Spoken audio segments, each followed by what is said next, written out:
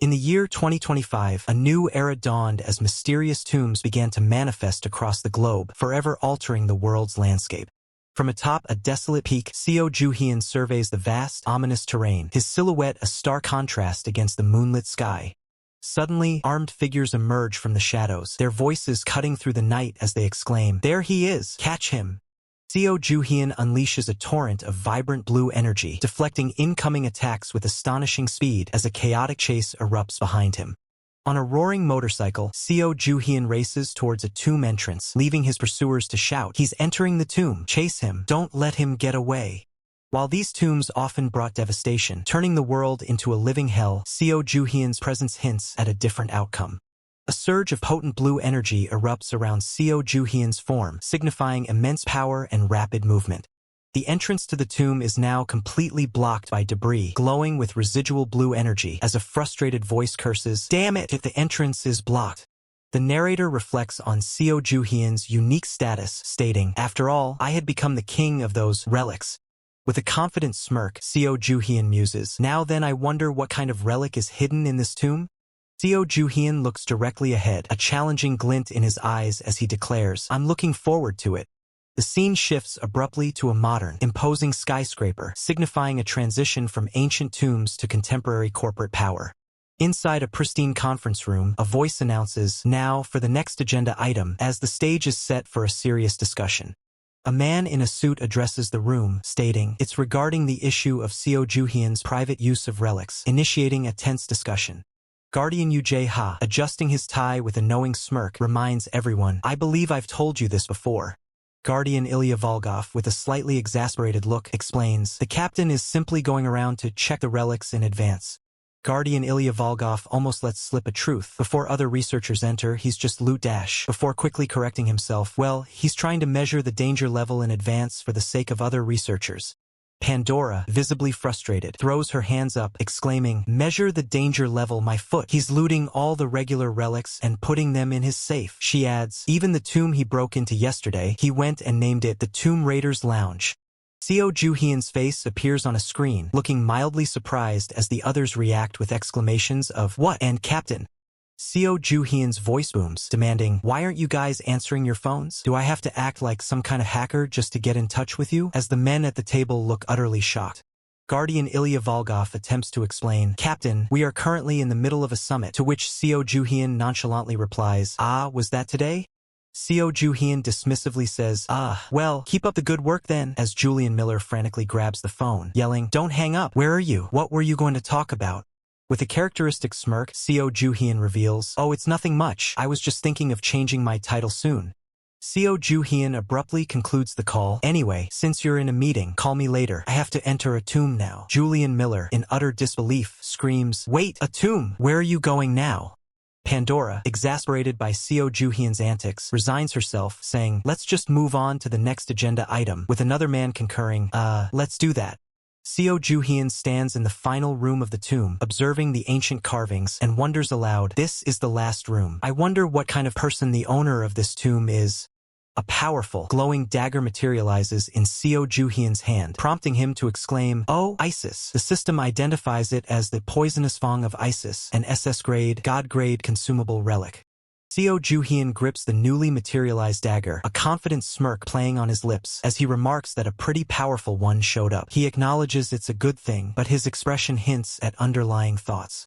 As the blue energy swirls around him, Seo Ju-hyun questions what's wrong, suggesting a sudden shift or unexpected development.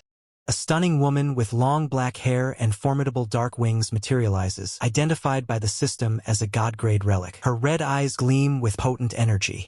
The system reveals the true identity of the manifested entity, Majesty's Crown Crow, three-legged crow, a secret relic of SSS grade. Seo Ju-hyun observes the vast scale of the tomb, noting this tomb is quite large in scale. He expresses his expectation for a chief god-grade relic to emerge this time. Seo Ju-hyun, still smirking, mentions expecting someone like Ra, the sun god. From behind him, the winged entity, Majesty's Crown Crow, retorts, "You're as greedy as ever." Majesty's Crown Crow narrows her glowing red eyes, correcting him, "Hey now, it's not just simple greed anymore." Seo Ju-hyun turns slightly, a knowing smirk on his face, as he justifies his actions. "It's only natural to want to pass down good things to your child, right?" The scene shifts dramatically to an exterior view of Day University Hospital. A medical professional points to an ultrasound image, asking, "You see the gestational sac here?" A radiant woman, identified as Seo Joo-hyun's wife, Irene Holton, beams with surprise and joy as she receives the news. "Congratulations, you are 5 weeks pregnant." Overwhelmed with emotion, Seo Joo-hyun embraces Irene Holton, calling out her name. Irene Holton, equally ecstatic, joyfully exclaims, "Kaya, Joo-hyun." Seo Joo-hyun gazes down at Irene Holton with a tender smile, clearly filled with profound happiness. Irene Holton rests against him, her eyes closed in pure contentment, sharing the profound moment. Seo Joo-hyun, with an arm around Irene Holton, playfully wonders if he should ask the relics if it's a boy or a girl, admitting he's impatient despite knowing they'll find out soon. Irene Holton responds with an affectionate "Oh, Joo-hyun." Seo Joo-hyun holds the ultrasound image, marveling, "It's truly amazing." Julian Miller approaches Seo Joo-hyun, urging him, "Hey Seo Joo-hyun, focus. You should at least work while you're in the office." Seo Joo-hyun, lounging at his desk, retorts, "I'm personally experiencing the mystery of life, and you're raining on my parade?" Julian Miller, exasperated by the immense backlog of work, shouts back, "I'm saying do that at home. Can't you see the backlog of work?" Julian Miller struggles with a stack of books, lamenting, "This is what happens when the Majesty spends all his time looting tombs." He pleads for help, "At least help classify the book relics." Julian Miller sternly declares, "You're not allowed to go home until you've processed all of them." Seo Joo-hyun sighs in defeat, "Ha, fine, I'll do it." As Seo Joo-hyun grudgingly sorts through the books, he thinks, "I swear, that bastard Zhuge Liang's personality is getting worse by the day. Is it because he's growing old without a partner? Poor guy." He then mutters to himself, "Let's see, this is an official document, and that's a low-grade relic." Seo Joo-hyun's attention is drawn to an ornate, mysterious book, and he reacts with surprise. "This is, this?" The mysterious book begins to glow intensely with a crimson aura, revealing an ancient, all-seeing eye symbol on its cover, as a sharp, red relic hovers above it. Julian Miller faces a swirling vortex of dark, ominous energy, as a voice echoes, "It's nice to meet you, Red Heart." Seo Joo-hyun stands, looking up at a cosmic expanse where the enigmatic glowing book floats, and the voice continues, "It's nice to meet you, Red Heart, the 187,487th Majesty." The system declares, "You are also granted the qualification to participate in the Majesty War." Seo Joo-hyun, utterly bewildered, retorts, "Do what now? You're talking nonsense." The glowing eye symbol pulsates as the system coldly states, "I do not answer questions." It then presents a stark choice. Prior to participating, choose one of the following policy directions: obedience, massacre, or neglect. 3 ominous red cards appear, detailing the options. Obedience, where humanity becomes a resource. Massacre, granting authority to erase those disliked. Or neglect, maintaining the status quo. The system challenges, will you sacrifice humans to strengthen your world? Or will you just stand by and watch the disaster? Seo Joo-hyun looks exasperated at the choices, stating, "I'd rather not pick any." The system's voice responds with an unsettling "That would be problematic, Red Heart." Seo Joo-hyun, clearly fed up, snaps, "Shut up. I don't know what kind of trick you're trying to pull," appearing out of nowhere, his patience wearing thin. Seo Joo-hyun's sharp gaze cuts through the cosmic void, his golden ring gleaming, as he prepares for whatever trick his mysterious opponent might attempt. Strange, ancient tome, radiating an ominous red glow, appears before him, its central eye symbol pulsating with dark energy, causing Seo Joo-hyun to ponder, The mysterious tome's symbol shifts, revealing a precise, crosshair-like pattern. Seo Joo-hyun, understanding the implication, declares that the entity is still withholding its true strength. The intricate, glowing red symbol on the tome intensifies, its single eye now fully open and focused, radiating an undeniable power. With the confrontation seemingly resolved, Seo Joo-hyun turns his back on the unsettling vision, the dark, dripping anomalies above him mirroring the lingering tension. His eye narrows, a clear sign of irritation, as Seo Joo-hyun mutters to himself that the recent encounter was damn annoying. Seo Joo-hyun walks away, his back to Julian Miller, who watches him with a puzzled expression. In the towering skyscraper, Julian Miller calls out, demanding to know where Seo Joo-hyun is going, questioning if he's done with work. Seo Joo-hyun dismissively replies he's going home and not to look for him, leaving Julian Miller stunned and exclaiming, "What? Hey you!" Under the starry night sky, Seo Joo-hyun's magnificent residence, aptly named the Valhalla Palace, stands illuminated. A pair of intense blue eyes, identical to Seo Joo-hyun's, open wide, hinting at a new, unexpected development. Seo Joo-hyun sits calmly, observing a small child in traditional attire who stands before him, seemingly out of nowhere. The child beams with an innocent smile, joyfully exclaiming, "Daddy," as she reaches out. Seo Juhyun's expression shifts to utter disbelief as he repeats, "Daddy?" to himself, a dawning realization causing him to murmur, "Don't tell me." Wide grin spreads across Seo Juhyun's face as he excitedly realizes, "A daughter? You're a daughter." He then triumphantly declares that it was worth pestering the childbirth relic. The small child's hand gently grasps Seo Juhyun's finger, where his golden ring glints. As she giggles, "Daddy." A sudden wave of fear washes over the child's face, tears welling up in her wide eyes as golden energy crackles around her tiny hands, causing her to gasp, "Ah!" Seo Juhyun recoils in alarm as surges of red energy erupt around him, demanding to know, what is this?" and frantically wondering, what should I do?" The child's cries intensify amidst the golden energy, lamenting, "They say I can't." She desperately pleads, "Please remember me," before revealing the startling truth, "Because I must be born inside you." The golden energy violently cracks and shatters around the child's tear-streaked face, her small body seemingly breaking apart. Seo Juhyun jolts awake, screaming in terror, his eyes wide with a nightmare's lingering horror as he gasps for air, a choked hyuk escaping his lips. Still panting from the nightmare, Seo Juhyun sits upright, glancing at Pandora sleeping peacefully beside him, unaware of his inner turmoil. Outside the imposing Dae University Hospital, a doctor's voice asks, "You'd like to have an ultrasound?" Inside the examination room, the doctor questions Seo Juhyun about the unscheduled visit, asking, "It's not your scheduled day. Did something happen?" He hesitates, replying, "No, it's just..." Doctor nods, saying, "I see." But her expression quickly shifts to confusion, muttering, "Huh?" Seo Juhyun, sensing the doctor's change in demeanor, anxiously asks, "What's the matter?" Pandora's eyes widen in absolute terror as she gasps, "The baby has disappeared." Seo Juhyun stares in stunned silence, his face reflecting utter shock as Pandora covers her mouth, her eyes wide with horror at the impossible news. The ultrasound screen remains chillingly blank, confirming the doctor's horrifying words. Seo Juhyun's face hardens with fierce determination, his resolve unwavering, as the image of his crying dream daughter, shimmering with golden energy, flashes in his mind. Even as Seo Juhyun's resolve burned fiercely, a dark, ominous box glowed with malevolent energy. A chilling voice echoed, "Kukuku, I told you that you'd regret it, didn't I?" The chilling words immediately cut to a painful memory, Seo Juhyun embracing the distraught Irene. The narration confirmed that while her body was unharmed, their unborn child had inexplicably vanished without a trace. Piercing blue eyes, filled with anguish and a burning desire for answers, reflected the shock and disbelief at the utterly bizarre circumstances of his child's disappearance. The screen displays the title card for the next thrilling chapter, Tomb Raider King, End Line.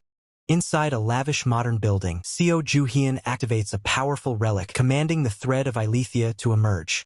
The Thread of Ilethia appears, a treasure-grade consumable relic, its voice exasperatedly asking Seo Juhyun, "Ha, seriously, how many times must I tell you, Majesty? I am not a relic that determines the gender of an unborn baby. Its system details explain its true power, connecting to a fetus to sense its condition."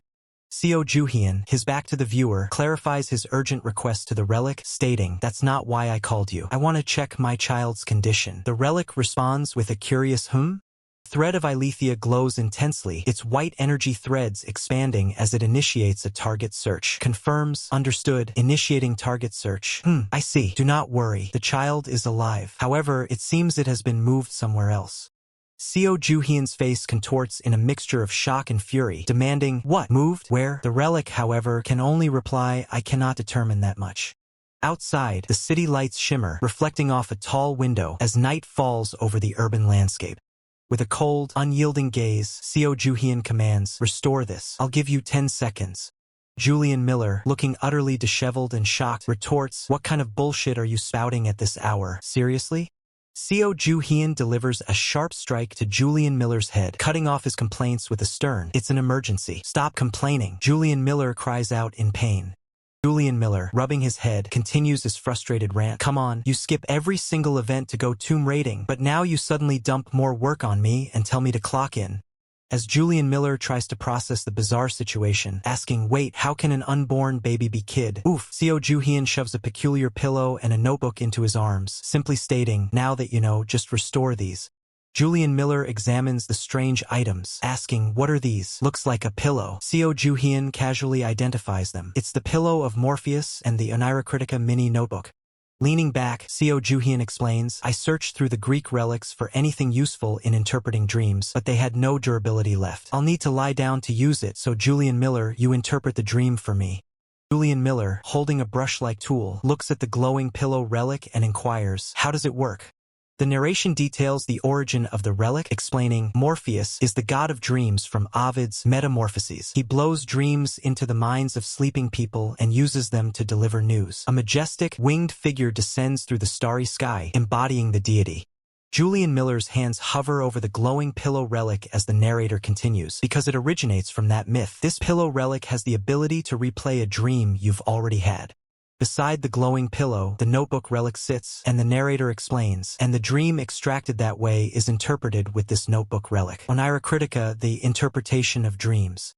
Narrator provides historical context, stating, they say this book was written by a scholar named Artemidorus, and it's considered the oldest surviving book on dream interpretation. An ancient scholar is depicted diligently writing. An unnamed ally asks if Julian Miller will be using the notebook, to which Seo Juhyun confirms, yeah, and I'll use the pillow. Julian Miller beams with pride, holding the now fully restored notebook and pillow as a system notification proclaims, restoration complete. Golden energy radiates from the freshly repaired relics. Julian Miller, holding the notebook, declares to the assembled group, all right, then, let's begin. Julian Miller's eyes gleam with focus as swirling blue energy envelopes him, signaling the start of the dream interpretation. Within the dreamscape, Seo Juhyun sits gently, holding hands with his young, dark-haired daughter, a soft, hopeful smile gracing his lips.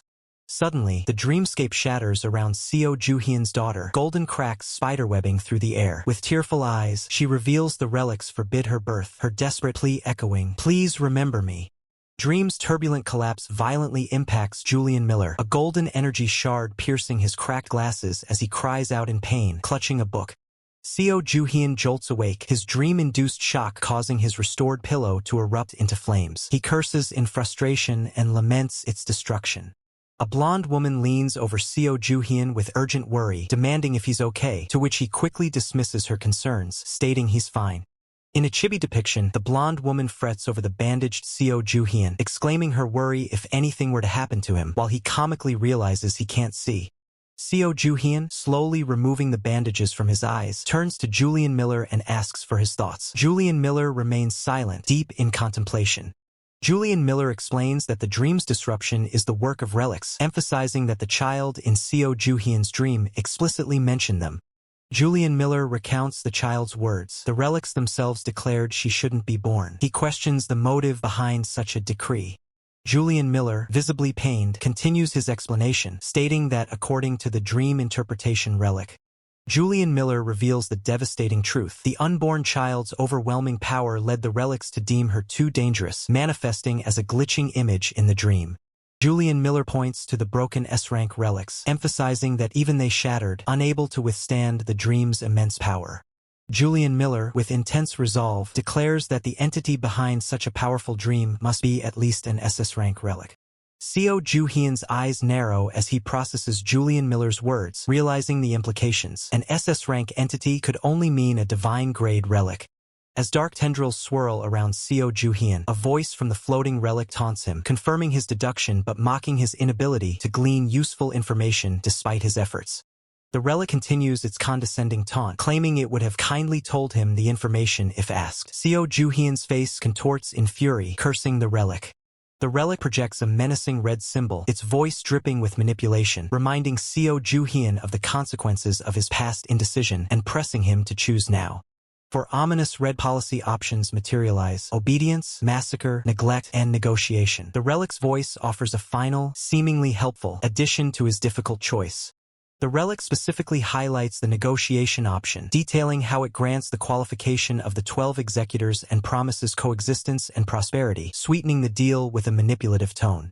Seo Juhyun calmly observes the presented options, his sharp mind immediately recognizing the blatant imbalance and manipulation within the choices.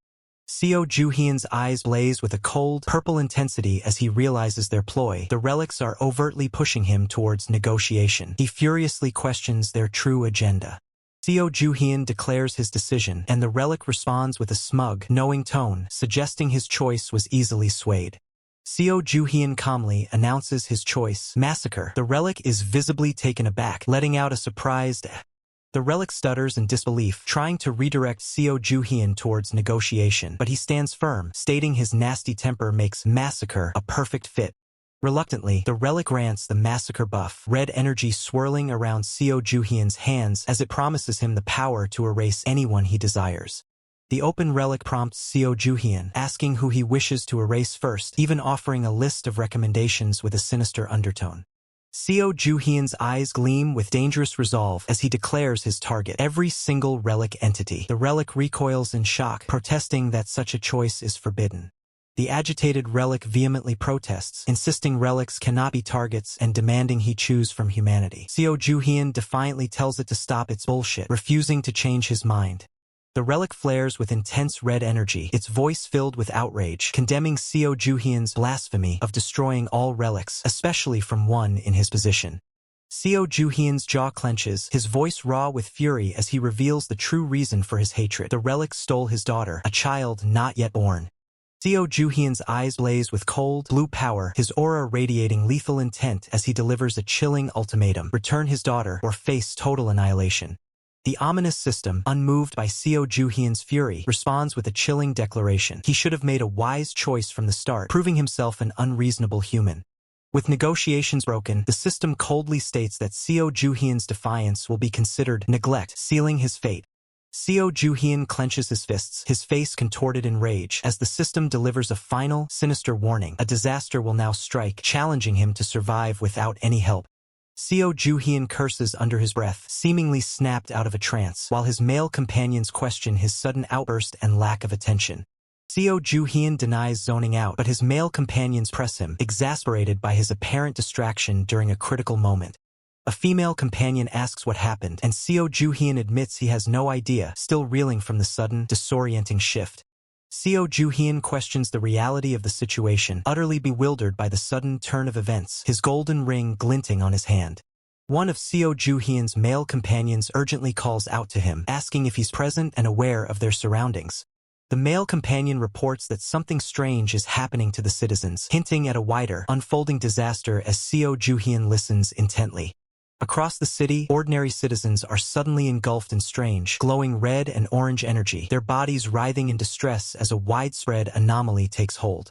The narrator reveals a poignant flashback, the kidnapping of Seo Juhyun's unborn daughter, a devastating event that was merely the precursor to a much larger disaster. The first detected anomaly, the narrator explains, was the sudden, inexplicable appearance of powerful, unowned relics across the world, changing everything. A civilian, bewildered, insists that the mysterious, crackling black rock appeared out of nowhere, completely unknown to them. An impatient man barks at a startled individual to hurry up and move after turning in an item, his frustration evident. Another person, holding a small sword-like relic, expresses frustration, wanting to quickly dispose of the artifact and leave the chaotic scene. A long line of exasperated citizens, each holding a newly appeared relic, complain about the endless queue and the sheer number of these mysterious artifacts. The scene shifts to the imposing Guardian headquarters, a towering beacon against the night sky, where the crisis is being managed. Julian Miller reveals the staggering number of relics collected in a single day, while Seo Juhyun ponders the bizarre phenomenon of relics appearing without tombs. Julian Miller explains that reporting these relics to the Guardian is the ideal scenario, but warns that some individuals are already recklessly using the newly appeared artifacts. Julian Miller further elaborates, showing how people are ignorantly using relics without understanding the side effects, leading to a surge of dangerous incidents, as seen on a phone screen. Julian Miller explains that their system meticulously tracks every relic in the world, prompting Seo Juhyun to question if an unrecognized relic should even be possible. The system initiates a scan on a seemingly ordinary teapot relic, golden energy beams enveloping it as data is collected. The system fails to identify the relic, declaring that it does not exist within the vast database of the Eye of the Sky system, leaving Seo Juhyun with a grim expression. Even as Seo Juhyun grapples with the system's failure to identify the mysterious relic, a female operative bursts in, urgently reporting yet another anomaly to her commander. Anomalies are escalating, with future events constantly being pulled forward. A relic that was scheduled for excavation next month has inexplicably appeared inside a museum on its own. The female operative continues her grim report, revealing that news of future deaths, including various world leaders, is now surfacing, and they are struggling to verify these alarming predictions. Julian Miller then delivers a chilling update. The system predicts Seo Joo-hyun himself is scheduled to die on September 18th, leaving Seo Joo-hyun utterly shocked.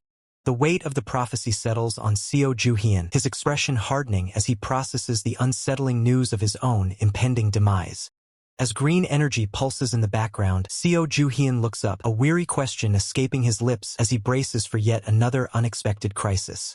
The entire city is plunged into an eerie darkness, a massive blackout signaling a widespread and severe escalation of the unfolding events. The camera lingers on Seo Joo-hyun's back, his posture conveying deep thought amidst the growing chaos. Seo Joo-hyun's frustration boils over as he stares intently ahead, demanding to know what new calamity is erupting. Scene shifts dramatically to the Colorado Plateau, where the ominous power plant Core V, identified as Zeus, stands under a starlit sky, the epicenter of the new anomaly. Suddenly, colossal golden lightning bolts erupt from the Zeus power plant core, tearing through the facility with devastating force. The raw power of the unleashed energy intensifies, culminating in a blinding explosion of golden light that obliterates the surrounding structures. Amidst the chaos, a frantic worker screams that the Zeus relic is out of control, desperately urging everyone to evacuate the collapsing facility. The true source of the destruction is revealed, the imposing figure of Zeus, an SS-rank chief god, crackling with lightning as he furiously demands to know the whereabouts of Majesty. Zeus's face contorts with rage, vowing fierce retribution against the bastard who humiliated him, only to be interrupted by a challenging voice asking if he's being sought. Seo Joo-hyun steps confidently into the frame, directly confronting the enraged Zeus and confirming he is indeed the one Zeus is looking for. With a calm demeanor, Seo Joo-hyun orders the remaining workers to clear out, receiving a grateful thanks as they scramble to escape the impending battle. Seo Joo-hyun taunts Zeus, remarking on his impressive appearance despite missing a crucial part and mocking his current tantrum. With a confident smirk, Seo Joo-hyun holds up a small, blurred object in a bag, challenging Zeus by asking if he wants this back. The system identifies the item as a god-tier consumable relic from the chief god's body, as Seo Joo-hyun reminds Zeus of the condition for its return, good behavior. Zeus's face contorts further, his eyes blazing with pure, unadulterated fury as he fixates on Seo Joo-hyun and the relic. Enraged, Zeus unleashes a devastating, lightning-infused punch, demanding his relic back as Seo Joo-hyun scrambles to evade the overwhelming strike, surrounded by blue energy. Seo Joo-hyun meets Zeus's powerful attack head-on, deflecting the lightning-infused blow with a surge of his own red energy. A look of surprise flashes across Seo Joo-hyun's face, perhaps at Zeus's unexpected resilience or the sheer power behind his attack. Zeus's raw power connects, landing a direct punch that sends Seo Joo-hyun reeling backward with a pained grunt. Struggling to regain his footing, Seo Joo-hyun questions why his usual dominance ability is failing to affect Zeus, a rare moment of frustration for the protagonist. Seo Joo-hyun muses on Zeus's inexplicable freedom, realizing this powerful confrontation is yet another anomaly in the rapidly unfolding chaos. As Seo Joo-hyun considers the anomaly, Zeus, radiating raw power, roars with confidence, declaring his opponent is not as tough as he believed and promising a lesson he'll never forget. Unfazed, Seo Joo-hyun begins to reveal his true strategy, a golden relic shimmering with intense blue energy materializing before him as he declares his intent to break his opponent. With a confident smirk, Seo Joo-hyun asserts his dominance, stating that he possesses a multitude of other methods to utterly crush his opponent. He reveals his secret weapon, a massive, ornate weapon formed from the relic, as he cryptically mentions his extensive studies of relics in his spare time. The attack lands with devastating force, striking Zeus and eliciting a pained gasp as the blue energy ripples across his form. Suddenly, the environment shifts, and Zeus's hand is seen bound by flowing white fabric, delicate pink roses appearing around him. Zeus finds himself completely ensnared, trapped on a throne-like structure by the white bindings and roses, his power inexplicably sealed, leaving him bewildered and shouting in disbelief. Seo Joo-hyun, looking up at the colossal, bound figure, calmly identifies the relic as Hera's throne, an SS-rank artifact designed to enforce promises, even the smallest ones. Close-up on Seo Joo-hyun's calculating gaze reveals his true intent as he speaks of betraying marriage and family, hinting at the relic's severe binding consequences. Zeus, now in full panic, screams for Seo Joo-hyun to stop and undo the binding, while a small serpent appears on his head, symbolizing his countless mythological betrayals. Seo Juhyeon, with a chilling smirk, reveals he has yet another relic from Zeus's many wives, preparing to unleash further punishment. He then presents Métis's god-toppling wisdom, an SS-rank relic, a golden, crown-like artifact glowing with immense power. The narrative shifts to an ancient depiction, explaining that Métis, the goddess of wisdom and strategy, was Zeus's very first wife. A dark silhouette illustrates the grim prophecy. Métis's son was destined to surpass Zeus, leading him to a desperate act of devouring her. Despite Zeus's actions, Métis was already pregnant, and incredibly, she continued to develop and raise her child within his own body. Fortunately for Zeus, the child born from this bizarre circumstance was a daughter, not the prophesied son. From Zeus's very head, a heavily armored goddess emerged, fully formed and ready for battle, Athena, the goddess of wisdom and war. Back in the present, Seo Juhyeon holds the Métis relic, now radiating a terrifying blue aura, stating that such a relic is formidable on its own. With a menacing grin, Seo Juhyeon asks how Zeus would like the relic in a new form, transforming it into a massive, metallic gauntlet and suggesting a head-on impact would be quite a rush. His eyes burning with cold fury, Seo Juhyeon prepares to strike, mockingly challenging Zeus to give birth to a son from his skull this time, calling him a bastard. Zeus's face is a mask of pure terror, his eyes wide with horror as Seo Juhyeon's transformed relic looms closer for the devastating blow. Seo Juhyeon unleashes the full power of the Métis relic, slamming it down onto Zeus with a devastating impact that shatters the ground beneath them. Zeus cries out in agony, his face contorted as the powerful blows from the transformed relic relentlessly strike him. Seo Juhyeon continues his brutal assault, pummeling Zeus with the gauntlet, asserting that a single hit is nowhere near enough to settle the score. With a satisfied, almost triumphant smirk, Seo Juhyeon stands victorious, the Métis relic now returned to its crown form, petals gracefully falling around him. Zeus is seen falling through the air, defeated and still bound, his form shimmering with residual blue energy as he is cast down. Standing over the diminished form of Zeus, Seo Juhyeon delivers a final, cutting remark, questioning who Zeus thought he was rebelling against, his victory absolute. Seo Juhyeon, his victory secured, instructs Julian Miller to restore the defeated opponent. Julian Miller, looking exasperated, questions Seo Juhyeon's brutal methods, asking if he truly needed to beat him to a pulp. Julian Miller continues his frustrated remarks, pointing out the shattered lightning spear and Zeus's disembodied head, arguing that Seo Juhyeon could have simply used Métis's relic to subdue him instead of transforming it into a gauntlet for a brutal beatdown. With a slight smirk and a dismissive gesture, Seo Juhyeon simply states his desire to hit Zeus, unconcerned by Julian Miller's protests. Seo Juhyeon sharply orders Julian Miller to cease his complaints and proceed with the restoration. Julian Miller sighs dramatically, lamenting his fate and questioning Seo Juhyeon's persistent eagerness to assault Zeus, even tearing that off him. From the depths of the crater, Seo Juhyeon curtly tells Julian Miller to be silent, to which Julian Miller mutters under his breath about the constant command to shut up. Under the light of a full moon, a mysterious figure in a dark suit, glasses, and a lower face mask crouches, a golden ring glinting on his finger. The narration states that Seo Juhyeon is absolutely merciless to relics. A piercing eye, framed by spectacles, observes the scene with a keen intensity. A voice, filled with satisfaction, declares that this outcome is more like it. Seo Juhyeon gazes down, a confident smirk playing on his lips as he states, "This is going to be fun." Towering skyscrapers of the city stand under a clear sky, a stark contrast to the recent chaos. The narration reveals that while Zeus's rebellion was suppressed, unsettling doubts persisted in its aftermath. Lightning crackles ominously around a power plant as the narration poses the first critical question. Why did the plant's suppression system fail to activate? The narration continues, questioning why the seal binding Zeus broke, as remnants of his lightning energy still flicker around his form.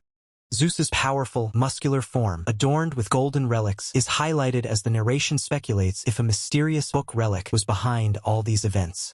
Seo Juhyeon looks intently at something off-panel, a subtle concern on his face, as the narration announces that before any answers could be found, a new anomaly emerged. Seo Juhyeon's eyes widen slightly in confusion as he questions why that is turning on by itself. A chilling broadcast begins, the words test. Hello, everyone. Welcome to today's death toll news appearing on screen, accompanied by ominous red static. A masked figure stands beside a gleaming guillotine under a stark red light, the broadcast announcing the current death toll is 0, but chillingly adding, that's because the executions haven't started yet. The grim stage of the broadcast is revealed from above, showcasing 3 imposing figures resembling ancient Egyptian deities and a macabre string of skulls, all bathed in an unsettling red glow. 2 of the formidable figures are identified: Osiris, the god of fertility and rebirth, an SS-class entity, and Anubis, the god of the dead and funerals, also an SS-class. Seo Ju-hyun reacts with a mixture of shock and anger, questioning the Egyptian dog bastards and the absurdity of the broadcast. Behind him, a panicked Julian Miller rushes in, declaring a major problem. Julian Miller's words are underscored by the image of a smartphone displaying the grim broadcast, showing bound and blindfolded individuals, as he reveals that every phone and computer is now showing this disturbing transmission. Julian Miller, holding his phone, frantically explains to Seo Ju-hyun that the broadcast isn't isolated. Every computer within Guardian headquarters, and indeed every screen outside, is displaying the same unsettling message. The scene shifts to an office, where panicked individuals stare at computer screens all displaying the same ominous red broadcast, confirming Julian Miller's report. The narration states it was as if every device on Earth had been hacked, showing the exact same disturbing content. A massive outdoor screen projects the images of the Egyptian deities from the broadcast, while the narration emphasizes the obvious panic this global hack would incite among the public. People from all walks of life are seen, their gazes fixed on their smartphones, each screen reflecting the same unsettling broadcast, demonstrating the inescapable reach of the hack. The masked figure from the broadcast leans into view, a sinister presence under the red glow. The narration declares that the situation took a turn for the worse, as the masked figure then asks, "Now, shall we begin the judgment of the guilty?" The first condemned prisoner, bound and gagged, is forced into a guillotine. The broadcast reveals his crimes: kidnapping and murdering children, then evading capture for 7 years. The masked crowd, driven to a frenzy, screams for blood, demanding, kill him," as the broadcast asks if they agree to the execution. The mysterious hooded figure, microphone in hand, announces with chilling satisfaction, "Excellent, guilty." With a sickening thud, the guillotine blade plunges downward, sealing the prisoner's fate. The condemned man's eyes widen in blindfolded terror, a final muffled escaping his lips as the blade descends. Julian Miller recoils in horror, clutching Seo Ju-hyun's shoulder, exclaiming, "Arg! Holy crap, they actually killed him." The broadcast introduces the next victim, a second condemned prisoner, whose crime was faking starvation to receive extra relief supplies 3 times. The mysterious hooded figure's clawed hand hovers as the question is posed. His crime is disrupting fair distribution. Do you agree to execute him? Murmurs ripple through the crowd as some question the severity. Isn't killing him a bit much for that? While others still chant, "Well, he still lied. Let's kill him." Julian Miller shouts in disbelief, "Are they insane? They're just slaughtering everyone," as the broadcast declares the second prisoner also receives the death penalty. Julian Miller desperately asks, "Commander, are we just going to let this happen? This is going to traumatize the entire world." Seo Ju-hyun's firm response cuts through the chaos. "We can't." The screen flashes with a disturbing message: "Support the gods' righteous executions. Let's carry out justice together," along with an unusual inquiry number. Julian Miller observes the strange number, noting, "That doesn't look like a normal phone number." Seo Ju-hyun questions, "Then, what is it?" Seo Ju-hyun's hand decisively presses the call button, declaring, "We'll find out once we call it." A sudden, violent tremor erupts as Seo Ju-hyun's feet land on a shattered, glowing red surface, teleported into an unknown realm. Seo Ju-hyun appears in a dynamic stance, surrounded by swirling red, eye-like energy, while a bewildered Julian Miller tumbles through the air beside him. Seo Ju-hyun's hand hovers over a glowing red circle, activating a relic with a resonant hum. Seo Ju-hyun strikes a ready combat pose as Julian Miller lands awkwardly on the crimson ground, letting out a pained "Gah." Seo Ju-hyun stands resolute in the vast, blood-red arena, facing the blood-stained guillotine, with Julian Miller still recovering nearby. Julian Miller exclaims in shock, "Whoa, what the hell are these guys?" Seo Ju-hyun, unfazed, confirms, "My guess was right." Blue energy crackles around Seo Ju-hyun's hand as he manifests a glowing, spear-like relic with a sharp, activating sound. Seo Ju-hyun brandishes his formidable blue weapon, his eyes burning with resolve as he declares, "This pathetic excuse for a circus." With a powerful surge of blue energy, Seo Ju-hyun strikes, concluding his declaration, "Ends right now." The guillotine structure shatters violently into countless splinters, obliterated by Seo Ju-hyun's attack. A masked figure snarls, "Grr, an intruder. Someone is trying to stop the judgment." The mysterious hooded figure calmly intervenes, "Now, everyone, there's no need to be angry, because our next target has arrived." Three imposing figures resembling ancient Egyptian deities advance alongside the mysterious hooded figure as the broadcast describes Seo Ju-hyun. This man mocks the judges, controls relics. The ominous narration continues, detailing Seo Ju-hyun's perceived transgressions, and places himself above the gods. A split frame captures the intense gazes of Seo Ju-hyun and the mysterious hooded figure as the chilling verdict is delivered, guilty. After the chilling verdict, Seo Ju-hyun unleashes a devastating blue energy attack, declaring, "Not so fast," as he slams into the ground, shattering the earth beneath him. His raw power radiates outwards, cracking through unseen barriers and tearing reality itself as he asserts his dominance. Standing amidst the wreckage, Seo Ju-hyun challenges his foes, demanding to know how they like standing trial for once. The canine-headed deities, Anubis and Set, recoil in shock, their eyes wide with disbelief at Seo Ju-hyun's sudden and overwhelming counterattack.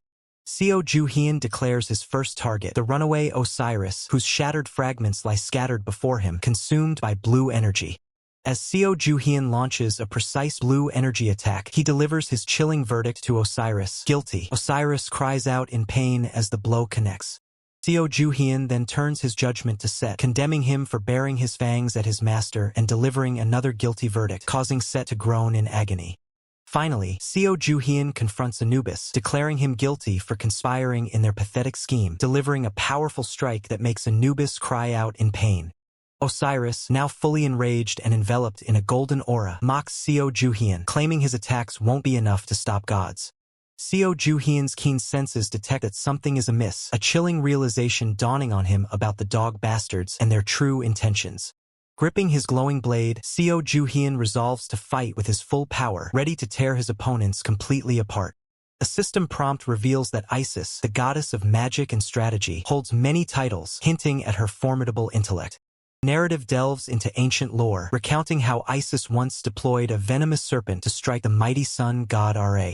To the suffering Ra, Isis offered a cure, but only if he would reveal his true name, a secret that held immense power. This true name, the very essence of Ra's power and existence, was ultimately learned by Isis, granting her immense leverage. Set lunges, mocking Seo Ju-hyun's blade as a mere toothpick, but Seo Ju-hyun expertly parries the attack with his glowing weapon. The blue energy of Seo Ju-hyun's blade pulsates with immense power, ready to unleash its devastating force. Anubis's eyes widen in alarm as mysterious red energy symbols appear, indicating an unforeseen turn in the battle. Seo Ju-hyun's blade pierces Set as he declares that Set's name now holds no power, the red energy patterns signifying his weakening. Set's body disintegrates into glowing red particles, leaving Osiris utterly stunned and exclaiming, "What the hell?" Seo Ju-hyun swiftly moves to attack Osiris, declaring him next. Osiris, startled, recognizes his true name, Asura, King of the Dead, but Seo Ju-hyun dismisses it as not much of a secret. Osiris cries out in agony as a powerful blue cross-shaped energy attack impales him, the red energy patterns signifying his complete defeat. Anubis snarls in impotent rage, surrounded by the ominous red energy, witnessing the complete downfall of his co-conspirators. The scene shifts to Julian Miller, who sits with an air of sophisticated confidence, a stark contrast to his usual demeanor. Julian Miller's composure shatters, his eyes wide with shock as he stares at an unbelievable sight before him. Two Julian Millers stare in disbelief at a third, identical figure seated before them, one exclaiming, "What the, my doppelganger," as the other confirms they look exactly the same. The seated Julian Miller, a golden ring glinting on his finger, dismisses their comparison as rude, stating that their presences are completely different. Julian Miller, a golden ring glinting on his finger, declares himself a majesty from another world line, one who stood at its absolute pinnacle. An unnamed subordinate defiantly challenges Julian Miller, asserting that their own leader is the true king. Julian Miller smirks, mocking their ignorance as he reveals their world is on the brink of ruin, calling their king incompetent. The unnamed subordinate stares in shock, recognizing the shattered hourglass and ankh as powerful Egyptian relics lying on the ground. Julian Miller extends his hand, claiming they should be grateful, as he was the one who stole and secured the relics before their seals could fully break. Seo Ju-hyun's eyes narrow as he questions Julian Miller, asking if he should thank a thief who touched his relics, and if he was also responsible for releasing Zeus. Julian Miller strides forward, dismissing Seo Ju-hyun's accusation and explaining that other relics were behind Zeus's release, and he was merely preventing a complete seal breach.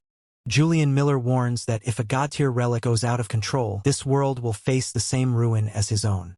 Julian Miller observes the developed cityscape, noting the abundance of relics and humans in this world line. Seo Joo-hyun, arms crossed, expresses concern about the world's potential ruin and demands a clearer explanation from Julian Miller. Julian Miller reiterates his warning, confirming that god-tier relics are actively destroying entire worlds. As a golden light flares, Seo Joo-hyun declares that he thinks he knows who they are. A new figure, glowing with powerful golden energy, floats into view, identified as the SSS rank Majesty's Cradle, Annihilation, June Treasure. Julian Miller observes, recognizing the cradle as a legendary treasure, a unique pair across all dimensions that he had never found until now. Seo Joo-hyun addresses the cradle, noting its peaceful demeanor while other worlds are falling into ruin. The newly appeared cradle explains that it has simply been protecting the king's proof, which successfully passed its trial. Seo Joo-hyun, with an intense gaze, asks if Julian Miller has heard of the relic creator, the original blacksmith, who forged human stories into relics. Narration explains that when beings born from human memory and worship scorned humanity, the blacksmith fought back, forging these beings into wieldable tools, the relics of today, thus establishing order. However, some stories, personified as powerful ethereal beings, refused to become part of this established order. These defiant beings stood atop rocky peaks, looking down upon the world. They descended, their true intention revealed, to reign over humanity. Julian Miller continues walking, stating that these rebellious figures are essentially certain gods, all of them god-tier beings leading a rebellion. Julian Miller identifies the leaders of this rebellion, Ra, Enki, Vishnu, and Manhwa, the gods of the four major civilizations. Seo Joo-hyun reflects, realizing why relics from such massive myths never appeared in their world. Julian Miller questions Seo Joo-hyun, asking if he had noticed something amiss about the absence of these powerful relics. Seo Joo-hyun confirms, explaining that he always checked new tombs first, concerned by the missing god-tier relics. The unnamed subordinate expresses surprise, realizing that Seo Joo-hyun wasn't just raiding tombs for sport, but for a deeper reason, as he himself always came up empty. Seo Joo-hyun reveals the truth. The missing relics were not absent, but busy staging a rebellion somewhere else. Julian Miller adds a chilling detail, stating that these rebellious gods aren't targeting just one world. He reveals their true, terrifying scope. They cross dimensions, reaching into every world, with the ultimate goal of destroying every single world line. The chilling revelation hangs heavy in the air, its terrifying scope of multidimensional destruction visibly unsettling both Pandora and her companion. Seo Joo-hyun, his expression grim, questions Julian Miller, asking if the destructive entities truly annihilated the world he once inhabited. The heavy heart and a distant gaze, Julian Miller confirms the devastating truth. Yes, his world was utterly destroyed. Pandora, Julian Miller, and another ally stand in stunned silence, the full weight of the interdimensional threat settling upon them as purple energy flickers ominously. Suddenly, the world around them distorts, buildings twisting as Julian Miller cries out in alarm, questioning the chaotic phenomenon unfolding before his eyes. Julian Miller's eyes widen in terror, his glasses reflecting the violent, cracking red energy that now engulfs their reality. A massive, jagged red rift tears open across the sky, prompting Julian Miller to exclaim in sheer disbelief and horror at the apocalyptic sight. From the swirling abyss, a dark voice taunts, labeling its target a rat-like majesty who foolishly fled to this world line. Ominous voice continues, declaring the futility of escape and proclaiming this very place destined for purification. Julian Miller curses, realizing they've been tracked, while Seo Joo-hyun, ever the strategist, questions if the incoming threats are the legendary relics of the four major civilizations. Seo Joo-hyun activates his SSS rank Majesty's Library Akashic Records treasure, demanding it instantly find the enemy's locations, traits, and weaknesses. Akashic Records respond with a shocking message: the targets cannot be found. Seo Joo-hyun recoils in disbelief, demanding an explanation. The Akashic Records clarify, revealing the terrifying truth: the enemies simply do not exist anywhere within this current world. Julian Miller frantically realizes their current methods are useless, questioning how they can possibly fight back when they can't even locate their foes. A new, sinister artifact is summoned, the rule book glowing with dark, malevolent energy under the ominous red void. The rule book opens, its pages filled with glowing red text, as a chilling message declares, "Let the first curse begin." Julian Miller screams a frantic warning, his words cutting off as he realizes the four great civilizations are using that very book to destroy the world. Seo Joo-hyun's eyes narrow, his expression a mixture of intense focus and concern as he grapples with the unfolding catastrophe. As a nearby man cries out in incomprehensible distress, Seo Ju-hyun demands to know what he is trying to convey, a sense of urgency in his voice. The rule book reveals the Tower Tarot card as a sinister voice taunts. By the time you realize, it will already be too late. A system notification flashes, announcing the activation of the Curse of the Tower of Babel, which severs all human understanding and communication worldwide. Seo Ju-hyun stares in horror, his mind reeling as he processes the devastating global implications of the worldwide curse. Buildings begin to crumble and fall, mirroring the curse's destructive power, as a person on the ground screams in incomprehensible terror. Amidst the chaos, two people flee in panic, their cries now reduced to meaningless, garbled sounds as language itself collapses. A distressed soldier desperately tries to communicate through his radio, realizing the curse's catastrophic impact on active war zones. In a sterile operating room, a surgeon looks on in horror, grasping the terrifying implications for countless hospitals in the midst of critical surgeries. Seo Ju-hyun's face tightens with dread, his mind racing to comprehend the catastrophic consequences for global systems like air traffic control.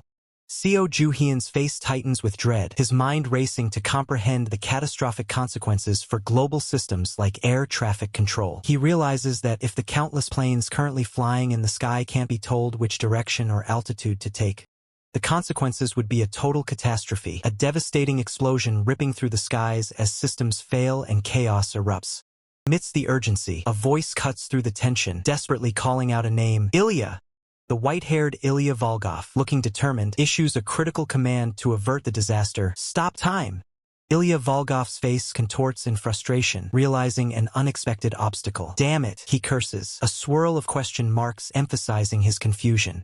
A glowing system message appears, revealing the problem. The blockade of language is in effect. The sudden realization hits hard. The system clarifies, language is blocked, but relics can still be used. Seo Ju-hyun smirks confidently, a dark-winged relic, crow, appearing behind him. Seo Ju-hyun praises his relic, stating, "You really are the best, crow," as he prepares to activate its power. With a confident challenge, Seo Ju-hyun declares, "Did you think I'd just give up?" He then summons a powerful artifact. Come forth, Shakespeare's childhood pen. Seo Ju-hyun faces Ilya Volkov, explaining his strategy. Even if we can't communicate, I just need to force you to move. He then reveals his knowledge. Ilya Volkov used Solomon's demon relic that stops time for the entire world, except for the Syndicate. Ilya Volkov, surrounded by an intense blue aura, clenches his fist, his eyes glowing with fierce determination as he prepares his own counterattack. Ilya Volkov unleashes his power, shouting, "Furkas," as he summons a colossal, horned entity, wreathed in blue energy and holding a celestial shield. Imposing Furkas gazes down, challenging with a deep voice, "Do you wish to see a world where time stands still?" As a shattered clock relic glows in his hand. Time shatters across the city as the power of Furkas takes hold, a massive clock face breaking apart in the sky, sending fragments raining down on the frozen metropolis. White doves, caught mid-flight, are suspended motionless in the air, glowing with an ethereal blue light, perfect symbols of the world now frozen in time. Julian Miller is frozen mid-scream, his face a mask of terror as buildings crumble around him, all suspended in the icy grip of stop time. More figures, birds, and debris hang motionless in the sky, illustrating the widespread and absolute effect of Furkas's time-stopping power. Inside a plane, passengers are frozen in a moment of panic, a spilled drink and floating laptop perfectly captured, a chilling tableau of the halted world.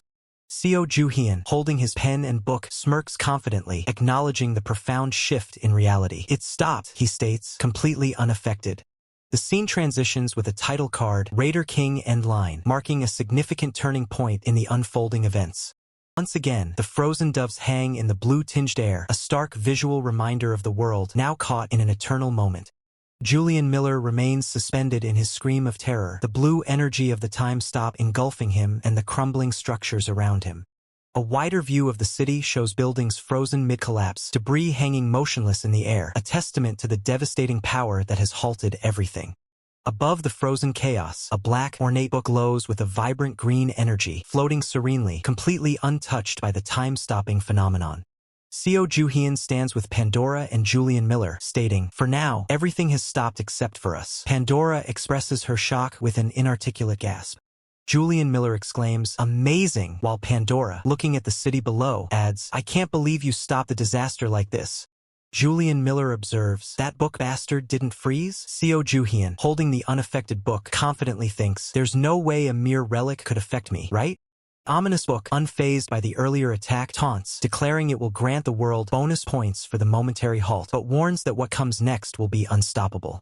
From the ominous book, a glowing card materializes, revealing the name of the new threat, the Curse of Vishvakarma. A system prompt confirms the activation, proclaiming, "The blockade of tools begins." Across the landscape, immense, glowing blue towers erupt from the ground, shattering the earth as they pierce the sky. Julian Miller curses, observing the appearance of yet another colossal structure, this time a vibrant blue tower, joining other red and metallic constructs in the ravaged landscape. Others around him exclaim in shock.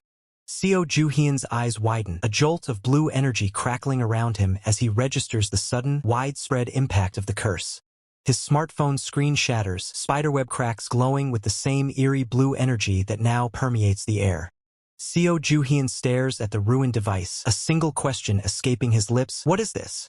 Panic erupts as computer monitors and other devices violently crack, emitting blue energy, with various individuals shouting in dismay as their tools fail. The winged being, Crow, convulses violently, electric blue energy arcing around its form, as a person is thrown back, crying out in alarm, "Each Crow, what is this?" Ominous book glows intensely, its pages seemingly turning themselves as a profound statement echoes. The reason humans evolved differently from beasts is because of two things. A stark red system notification flashes, declaring, "The curse of Vishvakarma has been activated. All human-made tools, technology, machinery, weapons, and relics are neutralized. Relics bound to humans are penalized and rendered unusable." A historical depiction of Vishvakarma, the revered god of craftsmen from Indian mythology, appears, accompanied by a description of his legendary role in crafting all the tools of the gods. A woman watches in horror as her computer monitor violently cracks, blue energy spreading across the screen, realizing the full implication. Since the curse is named after him, it seems all tools are being destroyed. In a sterile operating room, two surgeons stare in disbelief as their medical tools begin to crack, one holding a scalpel glowing with destructive energy, as a voice warns, "Once time starts moving again." The glowing, fractured scalpel emphasizes the chilling prediction: human civilization will collapse. Seo Juhyun's gaze sharpens, a single thought cutting through the chaos. But even relics? Seo Juhyun confronts the floating, ominous book, demanding answers. "Hey, bookhead, why are relics being sealed too?" The book's response is dismissive. "They're tools. So isn't that obvious?" Seo Juhyun clenches his jaw, his pen relic crackling with blue electricity as he defies the curse, declaring, "Don't try to play tricks on me." A grunt of effort escapes him. With fierce determination, Seo Juhyun presses the glowing, crackling pen to a surface, the word relics appearing as blue energy surges from his hand. Seo Juhyun, engulfed in a powerful blue aura, raises his pen relic, a defiant command ringing out, "Remember the essence of your creation." As Seo Juhyun's power surges, two onlookers watch, stunned, while profound definitions manifest. Writing is an axe that reproduces thought. Stories are awls that pierce through time. The blue energy intensifies around Seo Juhyun's form as the final declaration resonates, and records are blades that never die. Colossal wave of blue energy explodes outward, shattering the digital-like structures of the curse as the definitive statement rings out, "Relics born of language, memory, and stories shall break free from this curse." The winged figure, Crow, kneels, surrounded by crackling blue energy, as Seo Juhyun challenges the curse's true intent. "You said this curse neutralizes human-made tools, yet you're trying to sneakily bind relics too? Did you think I'd fall for that?" The ominous book glitches violently, its dark pages contorting as it lets out a pained, "You're..." Seo Juhyun smirks, his pen relic held confidently as he declares his victory over the curse's logic. "Things not crafted by human hands, meaning, I will make an exception for relics." Julian Miller and the red-haired woman stare in utter shock, surrounded by a residual red aura, exclaiming in disbelief as the situation dramatically shifts. Still reeling from the sudden turn of events, Julian Miller stares, utterly bewildered, at the relic now resting in his palm. It's Solomon's earring of all creation, an S-class, heroic legend grade-bound relic, its power palpable. Having equipped the artifact, Julian Miller looks stunned as Pandora, relieved, asks him about its effect. He exclaims in disbelief, "It worked. I can understand you now." With a confident smirk, Seo Juhyun orders Ilya, "Good. Ilya, burn it." Ilya, ready for action, responds, "Yes, sir," as blue flames ignite in his hands.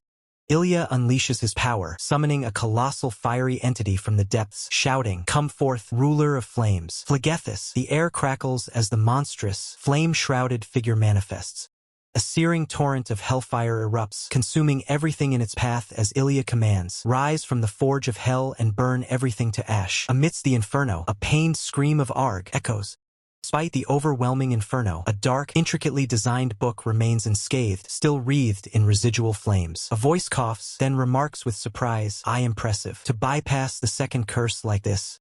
Seo Juhyun's gaze sharpens as he ponders. Even though it's just a book, it barely took any damage from fire, and Ilya's demon relic is practically god tier. A menacing voice challenges, "Let's see if you can escape the remaining two." Julian Miller, clutching his head in panic, exclaims, "There are two more?"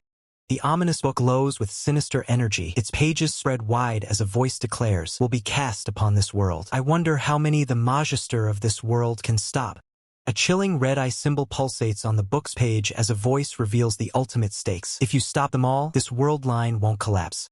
Julian Miller stares up at the menacing, stormy sky, his face etched with shock. He mutters, "The collapse of the world line," as Seo Juhyun observes him. Gargantuan, golden tower descends from the heavens, unleashing widespread destruction as a voice announces, "The curse of the Nile. The blockade of records is now active." Debris floats around a shattered storefront, its windows reflecting a distorted reality as a voice begins to recount earlier, "The Majesty." A bookshelf displays various titles, including one featuring Seo Juhyun. As the voice continues, "You managed to protect your right to use relics even during the blockade of tools." A book's spine glows with an ominous red, bearing the title "Crossing the Cosmos," as the voice warns, "But even after surviving that, as you cross the cosmos." In an office, two men react with alarm as a glowing, ancient map distorts the modern world map behind them. A voice questions, "Will you still be able to use your relics?" The colossal golden tower stretches into the heavens, surrounded by a whirlwind of glowing red symbols and ancient script, signifying the full activation of the curse. Julian Miller cries out in confusion and pain, clutching his head as red, wavy lines emanate from him, indicating severe mental distress. Seo Juhyun observes the unfolding chaos. Ilya looks disoriented, questioning, "What was my name again?" Julian Miller, equally confused, asks, "What is this?" before realizing, "Is it wiping our minds too?" Seo Juhyun watches silently. Ilya pinches his bleeding nose, muttering, "Ugh, I can't watch this." Julian Miller stares blankly, blood trickling from his own mouth as the curse inflicts physical agony. Seo Juhyun and Julian Miller stand firm as a voice reveals the curse's true impact. Now, only majesties can remember how to use relics, because a majesty is one who remembers.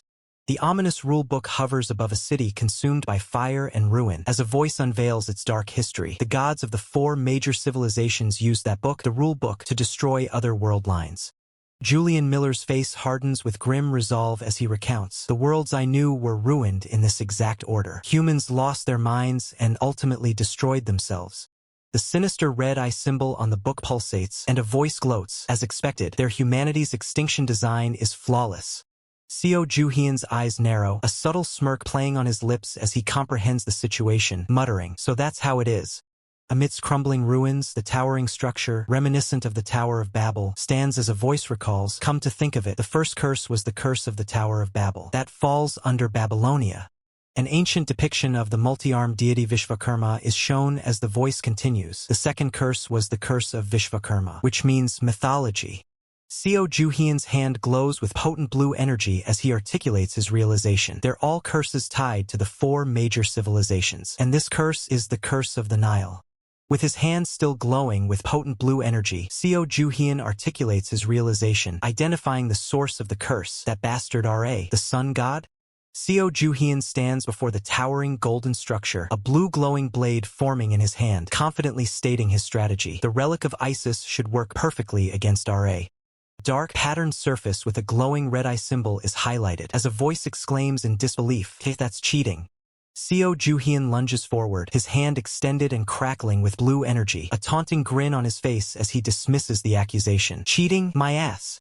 Multiple powerful streaks of blue energy erupt from Seo Juhyun, impacting an unseen target with explosive force, sending debris flying. Mid-air, Seo Juhyun maintains his satisfied grin, retorting to a panicked cry of "Wait, what are you doing?" with a defiant, "What does it look like, you bastard?" Seo Juhyun, a blur of motion, smashes through a structure with an overwhelming surge of blue energy as a desperate voice screams, "No!" A system message box appears, confirming the success of Seo Juhyun's assault. The curse of the Nile has been neutralized. Ra's true name has been damaged. Ra's power is dispersing. The blockade of records has been lifted. Seo Juhyun lands amidst crumbling ground, red glowing symbols swirling around him as the remnants of the curse dissipate. Pandora and Julian Miller look up, their expressions surprised as red glowing symbols continue to float and disperse in the air. A bookshelf filled with various tomes, including one titled Mythology, is surrounded by the same red, glowing symbols, signifying the return of blocked knowledge. The cityscape, including the Golden Tower, appears damaged, with red symbols now floating above the buildings, indicating a widespread change. Julian Miller's face lights up with an excited, wide grin as he holds a paintbrush, exclaiming his regained understanding. "Yes, this is it. This is how you use it. I finally remember. Haha." Julian Miller's memories flood back, showing a past version of himself holding a paintbrush and laughing, while another version yells, "Wahaha, what's wrong with the paper?" to a third, departing figure. Julian Miller stands on a high ledge, looking out at the red-tinged sky, deep in thought amidst the swirling, glowing symbols. A close-up on Julian Miller's eye behind his glasses reveals a focused gaze as he utters Seo Juhyun's name, a realization dawning upon him. Seo Juhyun stands confidently, a small dagger in hand, as the red glowing symbols continue to swirl and disperse around him. A sharp close-up on Seo Juhyun's intense eye, reflecting the lingering red symbols in the atmosphere.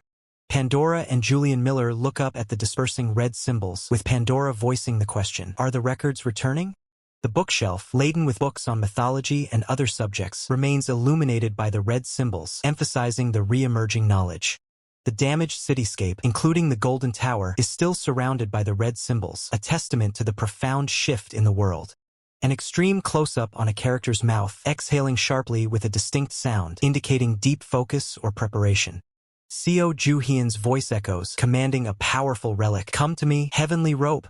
Seo Juhyun stands with his hands raised to his head, intensely concentrating as he actively summons the powerful relic. Julian Miller and Pandora react in surprise as a swirling mass of golden energy manifests, with Julian Miller calling out, "Master, Master." Seo Juhyun finds himself bound by the golden, rope-like energy, demanding to know, "Where on earth were you hiding during all this chaos?" The sentient rope replies, "A strange aura suddenly bound me. I couldn't move. It was suffocating. Seo Juhyun connects the dots, realizing the sentient rope, born from a story itself, must have been affected by the rule book's curse, explaining its sudden immobility. Golden energy crackles around Seo Juhyun. Julian Miller observes, stunned, admitting he's never witnessed anyone evade such a catastrophic disaster before. Seo Juhyun turns, a confident smirk playing on his lips, golden energy swirling around him as he challenges. "What do you think? Pretty good, right?" The mysterious hooded figure expresses utter disbelief and rage, unable to comprehend how insignificant humans like Seo Juhyun and Julian Miller persist, despite losing their records, language, and tools.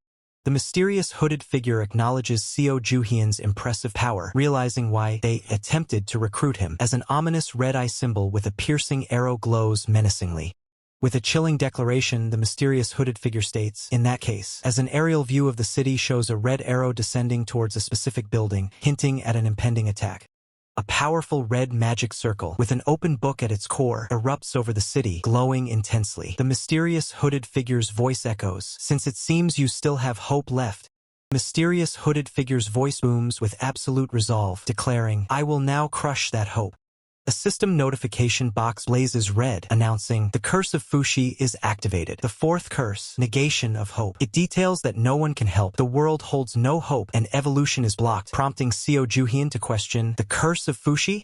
Julian Miller explains that this must be the curse of Chinese civilization, illustrating Fushi, the deity who taught humans writing and the 8 trigrams for divining the future.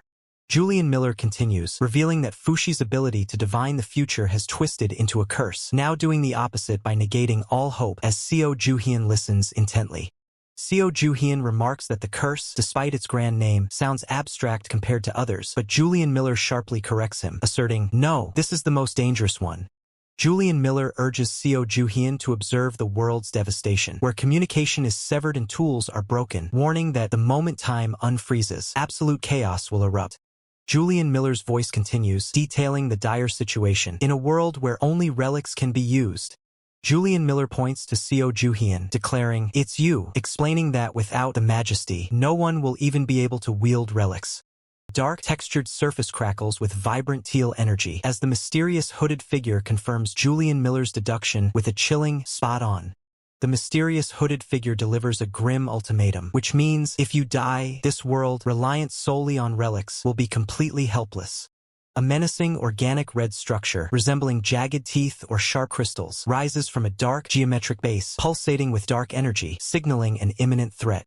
The mysterious hooded figure's voice resonates, therefore, from this moment on, as a colossal, dark, tentacle-like entity, glowing with teal energy, erupts from the red structures, reaching skyward. Seo Ju-hyun, golden energy flaring around his arm, shouts defiantly, "You're still just a book head." Seo Ju-hyun's eye widens, sharp with intense focus and determination, as speed lines streak across the panel, signaling his readiness for action. Seo Ju-hyun struggles as dark, teal energy envelopes him, while a system box announces, "The narrative of the apocalypse is activated, eliminating the protagonist of hope to complete the scenario of humanity's extinction, extracting the Majesty's heart." The mysterious hooded figure's triumphant voice declares, "Your story has reached its end," as the massive, dark, claw-like entity descends upon Seo Ju-hyun, surrounded by crackling teal energy. A desperate counter-move, the golden sentient rope coils around a silver lighter, activating it with a powerful spark of golden energy. A blinding explosion of golden energy erupts from the lighter, engulfing the dark, claw-like entity as Seo Ju-hyun unleashes his counterattack. The mysterious hooded figure cries out in shock and pain, "Cough, cough, wait, what are you?" as the dark, claw-like entity crumbles, severely damaged by the explosion. Pandora, now glowing fiercely with golden energy, bravely steps forward, reaching out defensively and declaring, "Master, I'll protect you, I'll protect you." Chibi versions of Julian Miller and another ally exclaim in frustration and relief, "HOY, we almost died," reacting to the intense battle they just endured. The colossal, spiky entity trembles with immense power, its form radiating a dark, volatile energy. A deep, resonant voice echoes, finding the resistance of its opponents to be, "How incredibly annoying." A torrent of dark, writhing tentacles lashes out, striking with brutal force. Blue energy crackles as a figure is caught in the onslaught, the impact reverberating through the air. Oppressive tentacles surge forward with incredible speed, their forms blurring into streaks of dark power, leaving trails of crackling blue energy in their wake. Seo Ju-hyun's face contorts in a grimace of pain and shock as the dark, menacing tentacles close in, their power overwhelming. With a brutal impact, Seo Ju-hyun is violently slammed backward, blood erupting from his body as the colossal tentacle delivers a devastating blow. The ally with vibrant red hair cries out in alarm, "Captain," while Julian Miller shouts in desperation, "Seo Ju-hyun," witnessing the devastating blow. Seo Ju-hyun gasps in agony, "URJH," as blood trickles from his mouth, followed by a choked cough from the brutal impact. Seo Ju-hyun is violently hurled through the air, a crimson spray following his trajectory as the monstrous tentacle recoils from its devastating strike. Seo Ju-hyun's body plummets rapidly, his legs and feet blurring as he crashes downwards, the ground marked by lingering red energy from the attack. The dark tentacles converge around a pulsating, radiant red crystal, its intense glow illuminating the scene. A voice expresses satisfaction, "Yes, beautiful." Radiant red crystal, now fully integrated, pulses at the core of the writhing tentacles, encircled by ancient, glowing runes. The voice repeats, "Simply beautiful." Seo Ju-hyun lies sprawled in a pool of his own blood, surrounded by his worried allies. A voice, dripping with malicious satisfaction, declares, "Phew, what a relief. At least one of them worked properly." It continues, "It was getting annoying how you kept slipping through the curses with cheap tricks." Kneeling beside Seo Ju-hyun, a desperate ally cries out, "Master, what's wrong? Get up, please get up." With immense effort, Seo Ju-hyun murmurs, "Hurry, get a healing relic," and then adds, "Bring Situi," his voice weak but urgent. A mystical, ancient book floats, its pages fluttering with golden energy. The mysterious hooded figure's chilling voice questions, "Without the majesty, do you really think you can protect this world line?" An alarmed voice responds to the ominous words, "Protect it? What do you mean?" Julian Miller and his ally listen in horror as the mysterious hooded figure's voice declares, "Did you honestly think the disaster was over? From now on, trials will periodically strike world line 587,487. Julian Miller clenches his fist, cursing, "That bastard." An ally's face twists with fury, her voice ringing with defiance, "I'll never forgive you." Driven by rage, the ally unleashes a powerful, glowing golden fist, striking forward with a surge of energy. Enigmatic green book glows, emanating a powerful aura as the mysterious hooded figure's voice announces. Well, if you survive the trials, you'll be rewarded. If you fail, penalties will be added. In a way, I am the game master, and you are my NPC. The green book's central red eye blazes as golden energy erupts around it, and a startled cry of "SCK" escapes from the entity. A colossal wave of golden energy rips through the cityscape, obliterating buildings in its path. A frustrated voice demands, "What are you doing? What are you doing?" followed by a pained "URG."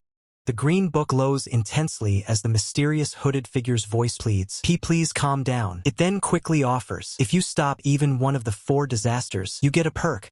An eager voice demands, "What is it? What is it?" pressing for details about the promised perk. Golden energy attack rages on, tearing through the city with devastating force, eliciting a pained ARGH from the beleaguered entity. The green book pulses as the mysterious hooded figure, clearly frustrated, concedes, "All right, fine. Even if you used a cheap trick, a block is still a block." It then tries to sweeten the deal. "That's 3 perks in total for the first, second, and third disasters. How about it? It's practically a steal." The city continues to crumble under the golden onslaught. A confused ally exclaims, "What are you talking about? What are you talking about?" The entity, wincing, cries, "JH, ow, ow. Okay, I get it." It then declares, "I'll count the blue tower as resolved. I'll completely remove it for you." The green book, now surrounded by a cool blue aura, begins to retreat. The mysterious hooded figure sighs in exasperation. "UJH, you really are impossible to reason with." It then asserts, "I'll be leaving now. Someone like you could never hold me back." The green book vanishes completely, leaving only residual energy trails. A shocked voice exclaims, "It's gone, it's gone."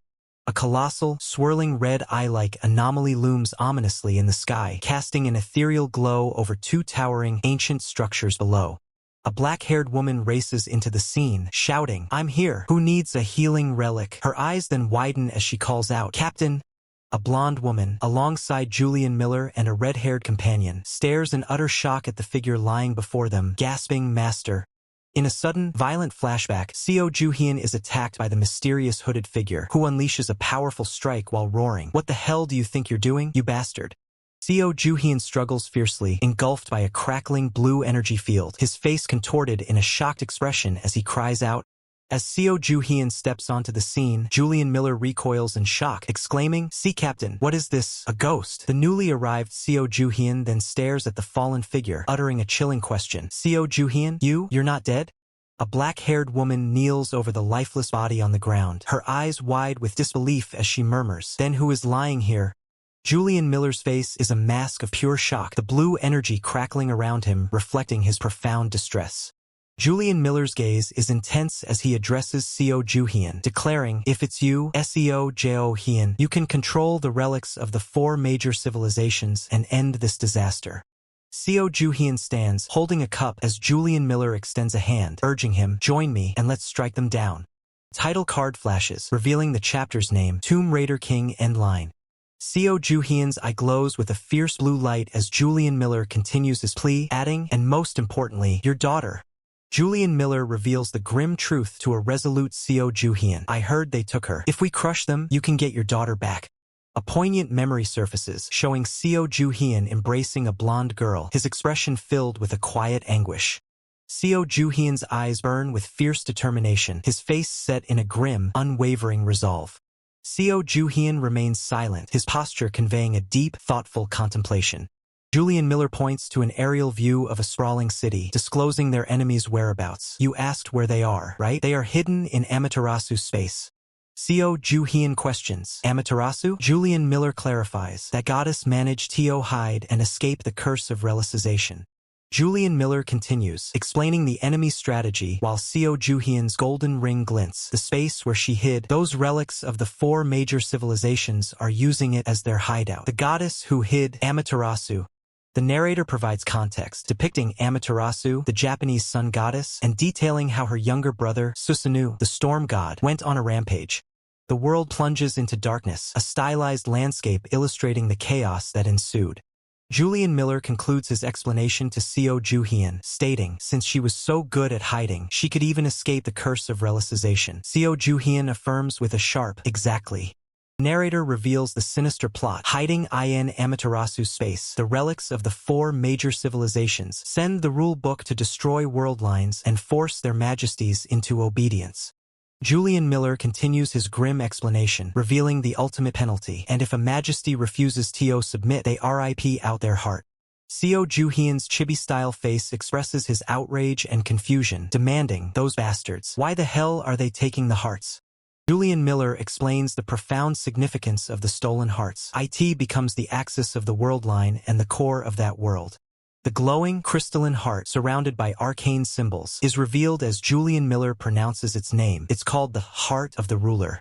Julian Miller reveals the true danger: those who seek to erase the fundamental rule that all stories are born as relics, intent on rewriting reality itself into whatever shape they desire. He questions the sheer audacity of such a feat, then explains that a single majesty already possesses the power to control the relic rules within their own world. Julian Miller continues, stating that by gathering the hearts of multiple majesties, one could even rewrite the absolute laws of existence. Seo Joo-hyun listens, his expression grim. Seo Joo-hyun's eyes blaze with furious resolve, a cold blue light emanating from them as he declares his intent to storm in, smash their enemies to pieces, and reclaim his subordinate and daughter. Julian Miller grins, energized by Seo Joo-hyun's resolve, and eagerly suggests immediate departure, mentioning his dimensional travel relic. However, a sudden thought makes him pause, questioning how Seo Joo-hyun knows the location of the rulebook. Julian Miller chuckles, his hand gesturing subtly as he begins to explain, while Seo Joo-hyun looks on, still holding his cup of instant noodles.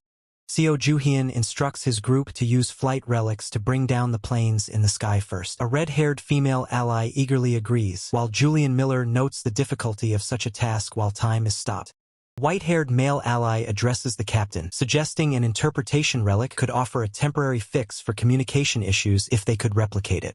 The white-haired ally ponders who else could handle such large-scale replication besides Seo Joo-hyun, leaving the protagonist in thoughtful silence. Seo Joo-hyun, realizing something, quickly turns to Julian Miller, about to suggest his help with the replication. Suddenly, 2 colossal, glowing golden horns materialize in the sky, emitting a powerful, resonating sound. Both the white-haired male and red-haired female allies react in alarm, questioning the strange sound and pointing urgently towards the source. The golden horns are joined by several smaller, winged counterparts as a colossal, star-shaped burst of radiant red energy explodes in the heavens, its light dominating the sky. As Seo Joo-hyun and his allies gaze upwards, a colossal, glowing red archway materializes in the sky, radiating immense power. A system message flashes, announcing the initiation of a subjugation scenario. Shocked exclamations ripple through the group as they try to comprehend the nature of the imposing structure now looming over the city. A system notification appears, identifying the structure as the Arch of Victory Triumph, an SS rank, God tier, intervention invasion type relic, whose power and rank are said to increase with the accumulation of more records.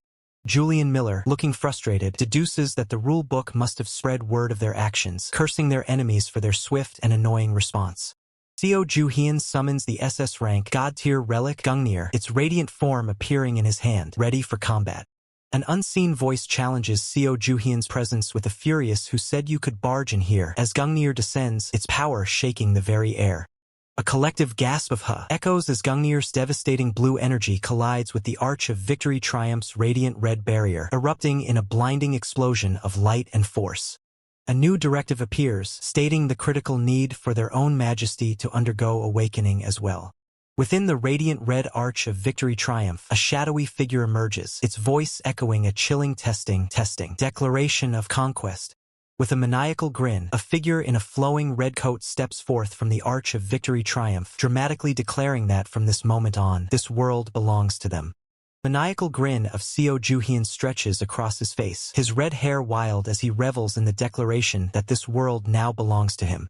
With a casual gesture, Seo Joo-hyun summons a holographic system panel, examining the active curses. He muses, "Let's see, what rulebook curses are active on this world?" His eyes widen slightly. "Oh, what's this? They resolve 2 of them? Impressive." Overhead, the city sprawls, a testament to the world he now claims. Seo Joo-hyun's voice echoes, "And someone even stopped time? Tisk, I'll have to undo that first." A system notification blazes across the screen. A majesty from another dimension has used their perk. Dispel all status ailments activated. Target, entire world. Feathers drift through the sky as time unfreezes, birds taking flight once more, the world shuddering back to its natural, chaotic rhythm. A young student screams, narrowly avoiding a sudden, violent impact that rips through the ground beside her, debris scattering into the air.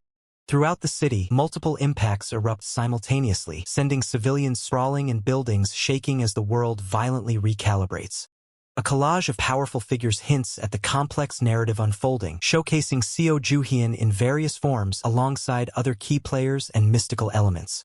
Ancient tale of the Tower of Babel is recounted. Genesis chapter 11, verse 1. The story of the Tower of Babel begins like this. Now the whole earth had one language. The people built a city and a tower reaching to the heavens, seeking to make a name for themselves.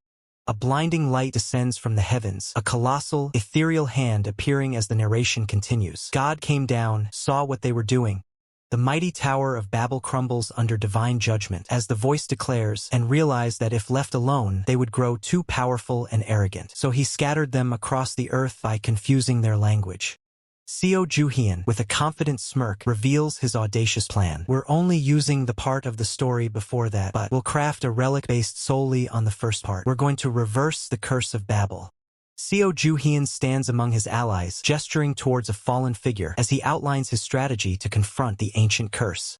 Julian Miller, impressed by the audacious scheme, remarks, "Wow, you really are a sly one, but it's a solid plan." With a determined smile, Julian Miller accepts his role in the intricate plot, stating, "All right, I'll get to work." Seo Ju-hyun's hand, adorned with a golden ring, touches the ground. Golden energy pulses from his fingertip as he utters, Genesis chapter 11 tablet. With a surge of power and a resolute expression, Seo Ju-hyun commands, "Manifest," as a golden aura flares around him. Golden light coalesces on the ground, rapidly forming a solid, glowing mass, taking on the shape of a divine artifact. The Genesis chapter 11 tablet stands complete, radiating brilliant golden light, its surface etched with ancient script proclaiming, "Now the whole earth had one language." Julian Miller's chibi form appears, stating, "It's finished, but we might not actually be able to use it." Seo Ju-hyun's chibi counterpart replies, "What? Why?" Julian Miller explains, "Think about it. This is a religious relic. It's literally from the Bible. You need the right compatibility to activate something like this." Seo Ju-hyun asks, "Is there anyone here who can use it, like a religious person?"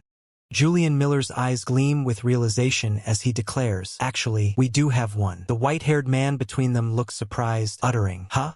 Julian Miller addresses the white-haired man, "Ilya, you used to be a priest. You probably know the Bible by heart. Your compatibility should be the highest here." Ilya recoils in shock, protesting, "Why are you looking at me? That was a lifetime ago. I'm a demon specialist now." Seo Ju-hyun dismisses the concern, declaring, "Whatever. Even without compatibility, I can just force it with raw dominance." Julian Miller questions, "Without even achieving awakening?" Seo Ju-hyun's hand ignites with fierce red and golden energy as he defiantly retorts, "Why do you keep bringing up awakening like it's everything? I've got plenty of dominance, so just sit back and watch." A blinding flash of golden light erupts from the tablet, soaring into the sky, signaling the forceful activation of the powerful relic. Seo Ju-hyun stands triumphant, bathed in the radiant glow of the floating tablet, its power unleashed across the world as Julian Miller shields his eyes from the overwhelming brilliance. Julian Miller is left speechless, shielding his face as he witnesses the sheer, raw dominance of Seo Ju-hyun's power, the light reflecting in his astonished eyes. A god-tier relic has been activated, the Genesis chapter 11 tablet. Its purpose, unifying the languages of all creatures into a single language. The targets encompass humans, relics, majesties, animals, and all living things. Blinding surge of golden energy erupts, signaling immense power. The raw energy beams outward, illuminating a skyscraper from below, shattering the sky itself.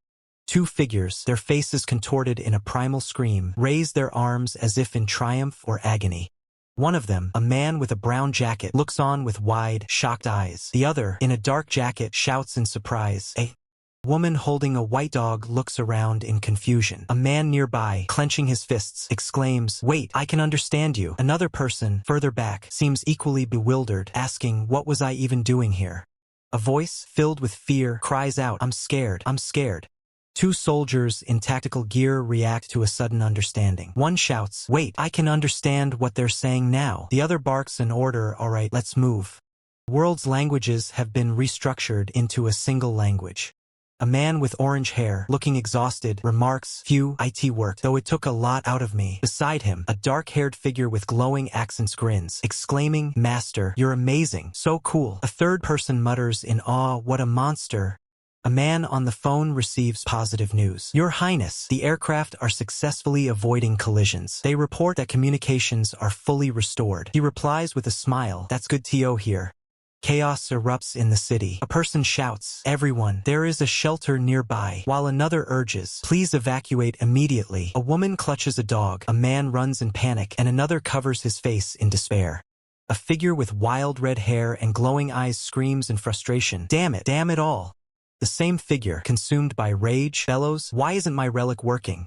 Surrounded by an inferno of red energy, the figure declares, "All of the conquered, bow your heads," and commands, "Obey the will of the conqueror."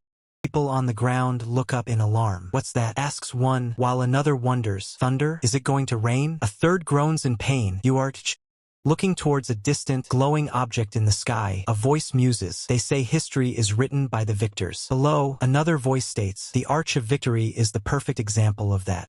The red-haired figure sneers, "Conquest is an act of creating division." He elaborates, "High and low, ruler and ruled. It only works if there is a hierarchy." Seo Juhian, with a confident smirk, acknowledges the statement about the relic. "But this relic," he begins, his eyes glinting. Continues, "completely erases that division. The ancient text on the stone glows intensely.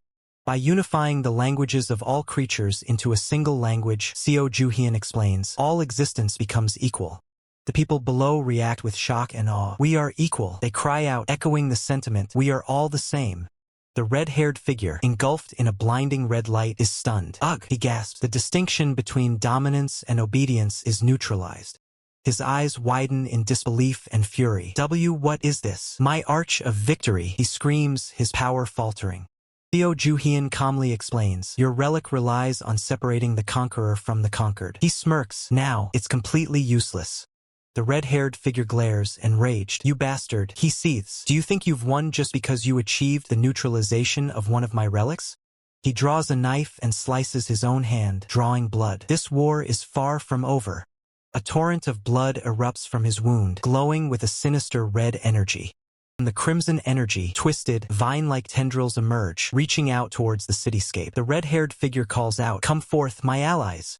Julian Miller stares in disbelief, muttering, "Did he summon beings from another world?" A sinister grin spreads across the red-haired figure's face as he declares, "No matter how much you talk about equality, this is ultimately just a high-performance interpretation relic." He continues, his voice dripping with malice, "Now that those from beyond the dimensions can understand each other, our invasion will be much easier." Julian Miller recoils, his eyes wide with shock. "What?" A massive stone tablet, etched with glowing, ancient script, is revealed. Julian Miller whispers in disbelief, "The effect of this relic reaches other world lines? That's impossible." Seo Juhian's expression hardens as he reflects, "Out of all the relics I've crafted, none have ever influenced multiple world lines before." A blinding red energy erupts, engulfing a golden helmet that crackles with immense power. The red-haired figure, Pandora, extends a hand, her grin widening, and that's not all. Seo Juhian, now clad in the glowing red helmet, grits his teeth. "What is that?" A chaotic scene unfolds as Seo Juhian, under the helmet's influence, attacks Pandora. The scene is filled with red energy and confusion, with a desperate cry of "What?" A woman with dark hair and wings, her eyes glowing red, shouts, "Watch out, it's Ares' helmet. While wearing it, you can't tell friend from foe." Seo Juhian's face contorts with rage and exertion as the helmet's power surges. "It makes you perceive every living being as an enemy." Seo Juhian, now seemingly under the helmet's full control, stands rigid, a faint ugh escaping him as he faces a distant, smaller figure. Two demonic figures, one resembling Pandora and the other a man in a jacket, emerge from the red energy, their eyes glowing menacingly. A guttural grrr emanates from them. The two demonic figures confront Seo Juhian and Julian Miller. One snarls, "Who are you? I'll kill you." Julian Miller retorts, "What? Bring it on if you think you can." A voice from below adds, "What's wrong with everyone? Snap out of it." The chaos intensifies as the demonic figures lash out. One screams, "Shut up, I'll kill you first," while the other threatens, "I'll boil you alive and eat you." The fight rages on, with a cup of ramen caught in the crossfire. A pained scream of "Arj" echoes through the battlefield. Amidst the pandemonium, a hand reaches out, catching the falling cup ramen. A faint, desperate whisper asks, "H help, huh?" Seo Juhyun, still wearing the helmet but seemingly regaining some control, holds the cup ramen. "Oh, you still seem to have your senses? Phew, thank goodness. I'm barely holding on myself." The two demonic figures loom over Seo Juhyun, demanding, "Give me my cup ramen." To think I'd see Ares' relic again in a place like this. Seo Juhyun's eyes narrow in fierce determination, the red helmet's power still evident.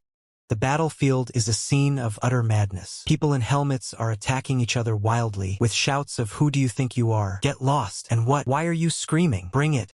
Pandora watches the ensuing chaos with cruel amusement. "Ha ha ha, what a pathetic sight. Tear each other apart and die." The winged figure confronts a kneeling Seo Juhyun. She states, "All of humanity becomes equal. That actually works in my favor. By your logic, it means we've stripped away our rank insignia." Seo Juhyun, sweating profusely and struggling against the helmet's influence, seems to realize something, which means this relic will be even more effective. Ha ha ha. The winged figure observes the situation with concern. "Damn, it seems your highness can't hear us. I'll have to use another method." A mysterious purple system interface appears, asking, "Would you like to use perk 3 setting alteration, right?" Seo Juhyun, still wearing the helmet, looks at the system prompt with disbelief and frustration. "A perk?" A promotional banner for vortex scans. The title card for Tomb Raider King, end line.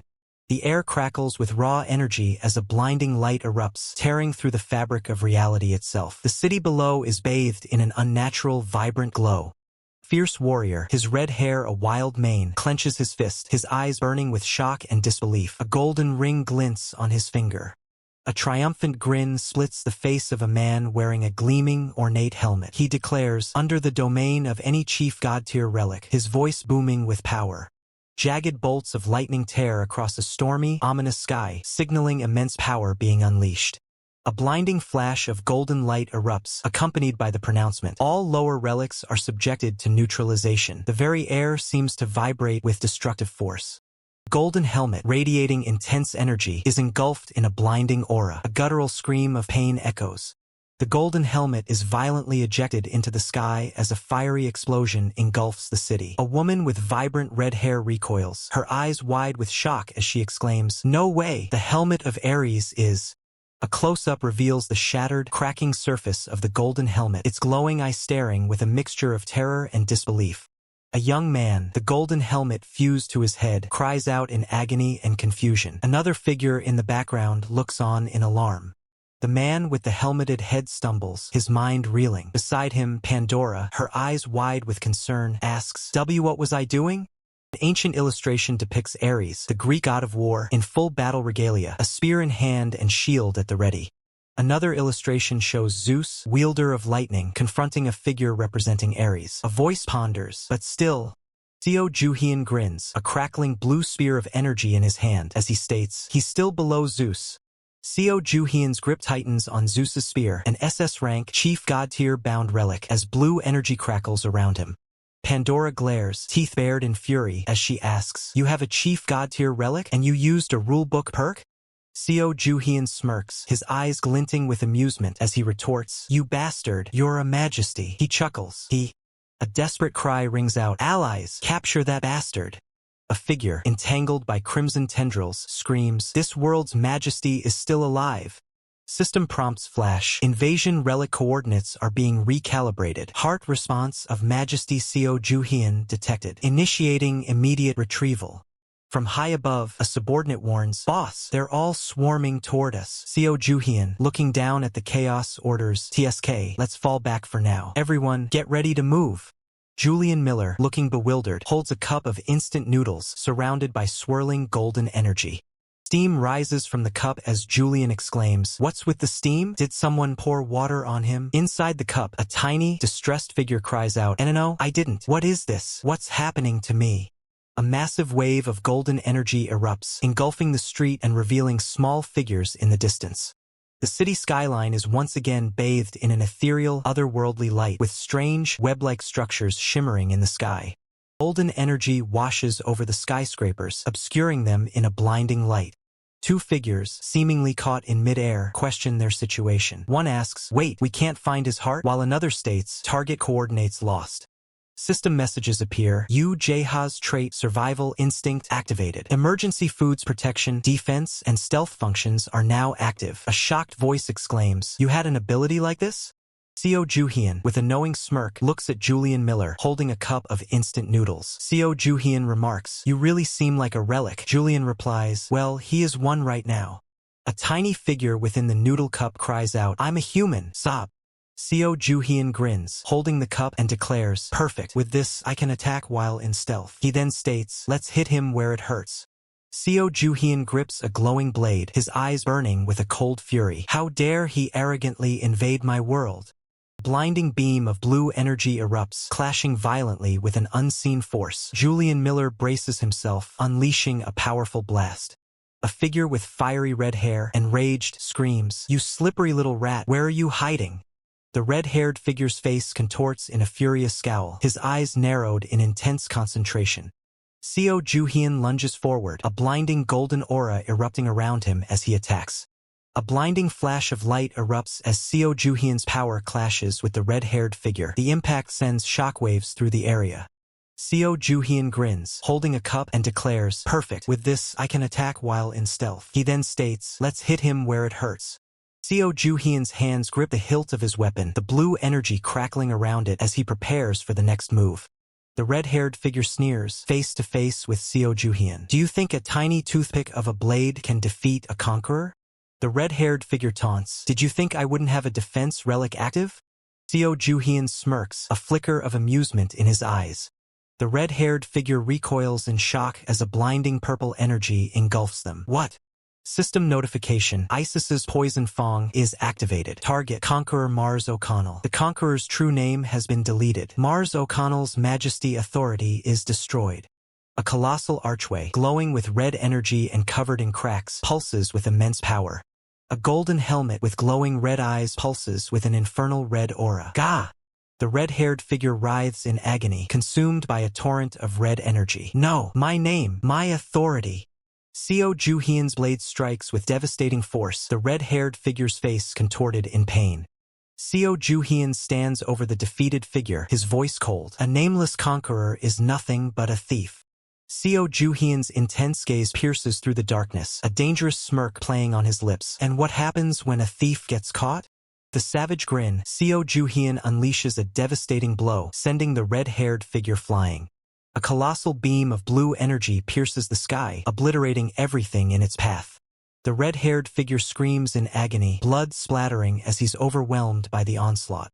Seo Juhyun's eyes glow with a fierce blue light, a predatory smile on his face as debris rains down around him. Red-haired figure collapses amidst the rubble, defeated. Seo Juhyun stands tall, looking down with disdain. "What a joke." Seo Juhyun reaches out, his hand hovering over the defeated figure. "By the way, got anything good on you? Hand it over." Seo Juhyun's piercing blue eyes fixate on something unseen, a knowing smirk returning. Well, look at this." Seo Juhyun holds up a golden orb, a triumphant grin on his face, as the red-haired figure cries out in desperation. "You've got some pretty nice stuff. And no, not that." Seo Juhyun lunges forward, demanding, "Give it here." The red-haired figure, defeated and desperate, reaches out a hand crackling with red energy. Sweating and defeated, the red-haired figure relents. "All right, fine, I'll give it back." Seo Juhyun activates a golden relic, its power surging with an otherworldly blue energy. He speaks, "By using it on you." The red-haired figure, Pandora, writhes in agony, her body crackling with red energy. Her face contorts in pain as she screams. A vast, cosmic-like structure hovers above a cityscape, with Seo Juhyun standing small in the foreground, facing off against the red-haired Pandora. System notification appears. God-tier relic activated. Atlas's sphere. Effect. Force transfer of the weight of the world. Pandora cries out in pain, her body overwhelmed. "Ugh," she groans, followed by a desperate "H." A hand reaches out, glowing with faint blue energy, as if attempting to grasp something within the cosmic display above. Close up on Seo Juhyun's hand, a golden ring on his finger, as red energy lines trace across his skin, indicating a powerful transfer of force. Pandora's foot slams down, crushing the ground beneath her as she lets out a guttural "Gworg." Seo Juhyun stares intently, his expression confident. "What you tried to steal was a world," he states. The red-haired figure, Pandora, is shown struggling against an immense pressure. Seo Juhyun continues, "So you bear its weight yourself." Pandora's form is distorted by immense force, her red attire seemingly struggling against an unseen power. Chilling, disembodied echoes. Pandora grins maniacally, her eyes gleaming with a dangerous light. "This is only the beginning," she declares, adding, "The others won't leave you alone."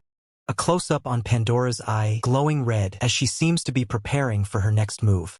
Seo Joo-hyun stands stoically, a confident aura surrounding him, as streaks of red blood appear around him.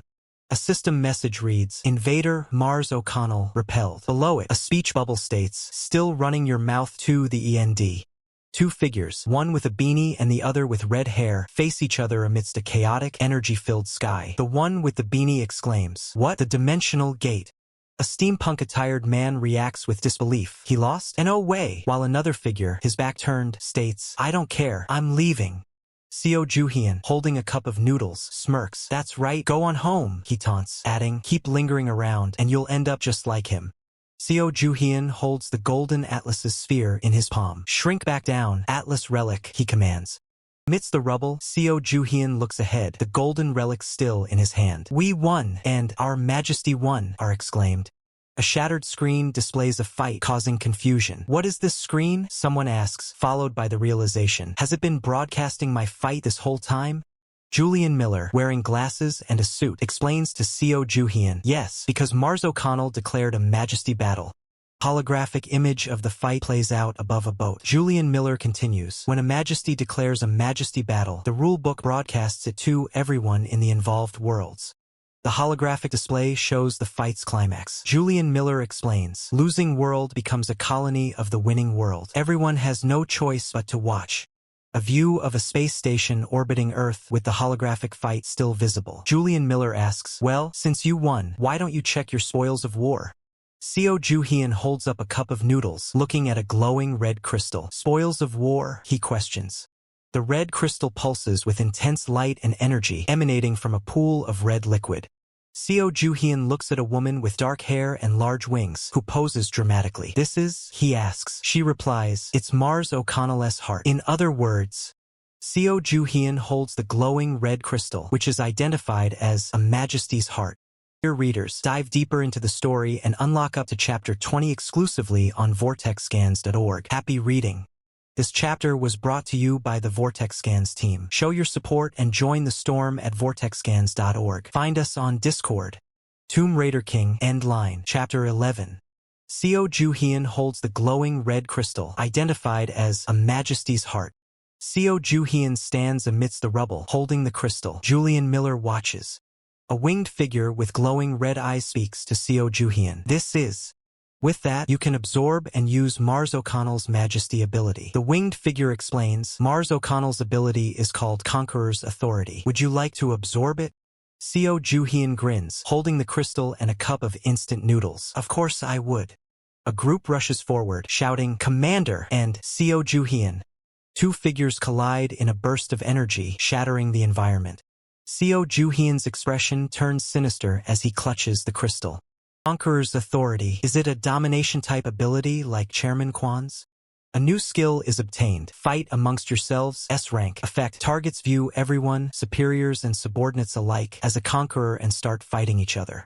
What is this? Wasn't it supposed to be a mind control ability? Seo Joo-hyun asks, holding his noodles. The winged figure replies, abilities mutate to match the personality of the one absorbing them. Seo Joo-hyun glares, his noodles flying. To our enemies, you're basically a demon. A small, chibi-like figure yells, "Why you?" while another voice exclaims, "Hey, someone boil some water. I'm cooking this punk." A third voice screams, "Aya, save me." Wait, how is this possible? Seo Joo-hyun exclaims, fumbling with his noodles as a glowing book appears. "You were definitely dead. Look who it is. You were so busy happily stabbing my chest. Did you only just realize you pulled out the wrong guy's heart?"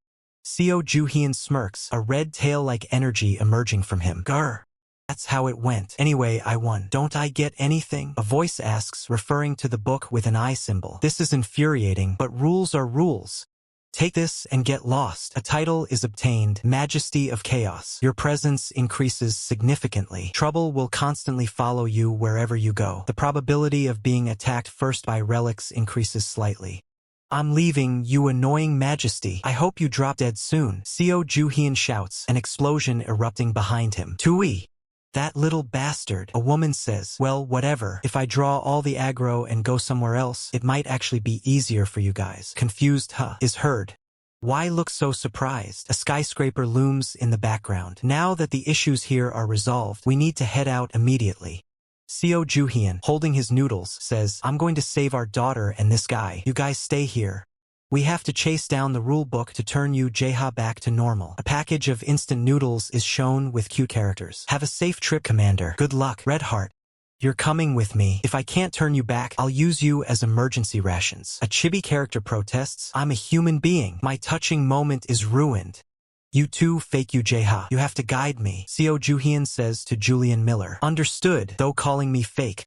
Wait, Commander, what do you mean stay here? We can't do that. Let us go with you. A woman shouts. Do you really trust that guy? He looks exactly like you Jaha, which means he has the face of a total scammer and traitor. Yeah, you saw the power of that book earlier. It's too dangerous, even for you. Julian Miller states, let us go with you. Exactly how can you take that scammer and leave us behind? We're a team, we should go together. Are you guys crazy? If we all leave, who's gonna guard our base? Seo Juhyun is right. More invaders could show up like before. Besides, the rule book could issue a sudden mission at any time. If you succeed, you get a perk, but if you fail, you receive a penalty. We definitely need people to complete the rule book's missions and stack up those perks. That will ultimately become my strength. Please stay here with Irene and protect this place. You're leaving? It's gonna be dangerous. Irene, I still have to go. I have to bring our daughter back. Don't worry, you know who I am. I've never come back empty-handed. You trust me, right? If you're lying, I'll bankrupt you. Haha, understood. Well then, shall we head out? What's with that little bean? It's a dimensional travel relic. Despite how it looks, relic begins to activate, emitting a powerful aura. The relic manifests as a colossal, twisting vine, crackling with energy. The vine rapidly grows, stretching towards the sky. The colossal beanstalk pierces the clouds, dwarfing the city below. Even a bird seems startled by its impossible growth. Dimensional travel relic. Was it Jack and the beanstalk? We can reach another world from the very top. How the hell are we supposed to climb this? Right, just one of you with a movement relic tag along. Who's coming? Why are you avoiding eye contact? You all said you were coming. Oh, come on. Didn't you tell us to protect this world, Commander? I think I'll stay behind too. Have a safe trip. Hurry up and get going. You traitors. Stop whining and climb. It's actually not that bad once you get going. What whining? I'm asking how long it's going to take to climb this damn thing. No matter how much we climb, we aren't getting anywhere. It's a multi-passenger relic. What do you want me to do about it? I went through a lot of trouble to get this. Stop complaining and climb. Just think of it as a workout. Just think of it as a workout. You're the only one who needs that. Heavenly rope, come out. Did you call? Did you call? Seo Juhyun leaps into action, a golden energy crackling around his fist as he calls out, can you pull me up there? He's met with a resounding leave it to me. Leave it to me. With a grin, Seo Juhyun swings on a rope, stating, come to think of it, I have a few relics of my own that work for movement. His companion calls out, I'm heading up first. Have fun. Julian Miller, looking incredulous, exclaims, that's cheating, as Seo Juhyun unleashes a powerful golden energy blast. Julian Miller, caught in the chaos, mutters, you could have given me a ride too. Seo Juhyun turns, a slight smirk on his face, observing the scene. Well, this is quite a sight, he remarks. The world around them transforms into a surreal landscape, a massive, ethereal tree-like structure reaching towards a luminous moon. Julian Miller questions the nature of their surroundings, so each and every one of those is a different world? Seo Juhyun simply replies, yeah. Fascinating, Seo Juhyun muses. Julian Miller then asks anyway, where did that rule book bastard go? It was so quick to hand out perks. Julian Miller points towards a shimmering artifact, stating, the rule book must have gone over there. He adds, I'll make a path right above the entrance. A small figure, presumably Julian, is seen on the massive structure. Oh, is all that's heard. Seo Juhyun, looking less than thrilled, asks, don't tell me we have to sweat and crawl our way down too? Julian Miller, now in a sharp suit, descends with an air of confidence, a smirk playing on his lips. A close-up on a cup of instant noodles reveals a distressed face and a cough. Cough, cough follows, then a confused, ugh? The cup of noodles is on the ground, and a disoriented voice asks, where are we? Followed by the thought, did I pass out after falling with the commander? Seo Juhyun spots someone, exclaiming, "Oh, there he is." Julian Miller asks, "Commander, what are you looking at?" They find themselves in a dazzling, neon-lit city, a towering skyscraper dominating the skyline. "Whoa!" they exclaim. A system notification appears. Worldline D30 Megadelta 2 World Name. Dionysus's Cup City of Madness Status. IN Progress. Notification is strange. Dionysus's cup? Julian wonders, is everyone holding a cup because of the world's name? The scene shows people holding ornate cups with one voice remarking, "Well, at least it doesn't look like a ruined world." Seo Juhyun looks at Julian, who is holding a cup, and asks, "Do you really think so?" A man and a woman are seen ecstatically drinking from golden cups. The man exclaims, "Drink, enjoy," while the woman urges, "Surrender your body to the relic." A wave of purple energy emanates from the cups. A wave of purple energy emanates from the cups. Seo Juhyun recoils, covering his nose. "Ugh, the smell of alcohol," he cries out. Julian warns, "Commander, this isn't just normal alcohol." A system notification appears. IT contains addictive substances. Julian exclaims, "What? Addictive substances?" Seo Juhyun observes the people around them, looking at them now. The ground is covered in shadows and spilled liquid from the cups. None of them are in their right minds, Seo Juhyun states grimly. Julian explains, "Yes, every majesty has a different way of managing their world. Here, they keep humans intoxicated and paralyze their sanity. That way, no one can easily interfere with whatever the majesty plans." Julian says, letting out a short laugh, "Ha." The vortex scans outro screen appears. Seo Juhyun, "Check your wrist first." "Why my wrist?" The numbers on his wrist glowed, displaying a 50. "What is this? 50? Why is it so low when you haven't even done anything? How do you even live for your default to be like that?" "The maximum is 100. The red number on the left wrist is your madness gauge. The blue number on the right wrist is your sanity gauge. The problem is that your sanity gauge keeps dropping even if you do nothing. You need a high madness gauge to use relics in this world. But higher madness drains your sanity, so balancing the two is key. You lose your free will and become a puppet of this world's majesty. You basically become an NPC like in a game. Most majesties turn people into NPCs to rule the world easily. That's terrible. Anyway, what's your madness gauge at?" The number 99 flashed on Seo Juhyun's wrist. 99? Just how crazy of a bastard are you? Watch your mouth, you punk. Julian Miller's gauge showed 70, indicating he was an ordinary person. What on earth are you? With that level, you could even use a god-tier relic. So in short, I won't have any trouble using relics, right? That's all that matters. Now, let's go find this world's majesty. The title card for Tomb Raider King end line appears. Seo Juhyun and Julian Miller walk through a neon-lit city street, observed by a few onlookers. Sanity gauge -2. My sanity gauge dropped on its own? Seo Juhyun's wrist displays 80. Wait, why is mine dropping so fast? Is it because you're already crazy? I'm gonna boil you in alcohol. I'm sorry. Ugh, the smell. Seo Juhyun's wrist gauge shows 20 as he holds a cup of noodles. The lingering scent of alcohol hangs heavy in the air, a problem Seo Juhyun is determined to solve. With waterways running through every street carrying either alcohol or evil, it's no wonder the entire city is saturated with this oppressive atmosphere. He realizes a relic is needed to cleanse this pervasive stench of alcohol from the city. Julian Miller questions if Seo Juhyun wants him to create another relic, reminding him that even with low madness, his majesty ability can still be used for relic creation. Seo Juhyun, a confident smirk playing on his lips, proposes a solution. "We'll dilute the waterways completely." Noah's Arkansas, Seo Juhyun suggests using that story to create a heavy rain relic. Julian Miller exclaims in disbelief, "What, you want me to make another religious class relic? Don't act like it's so easy when it's not your power being drained."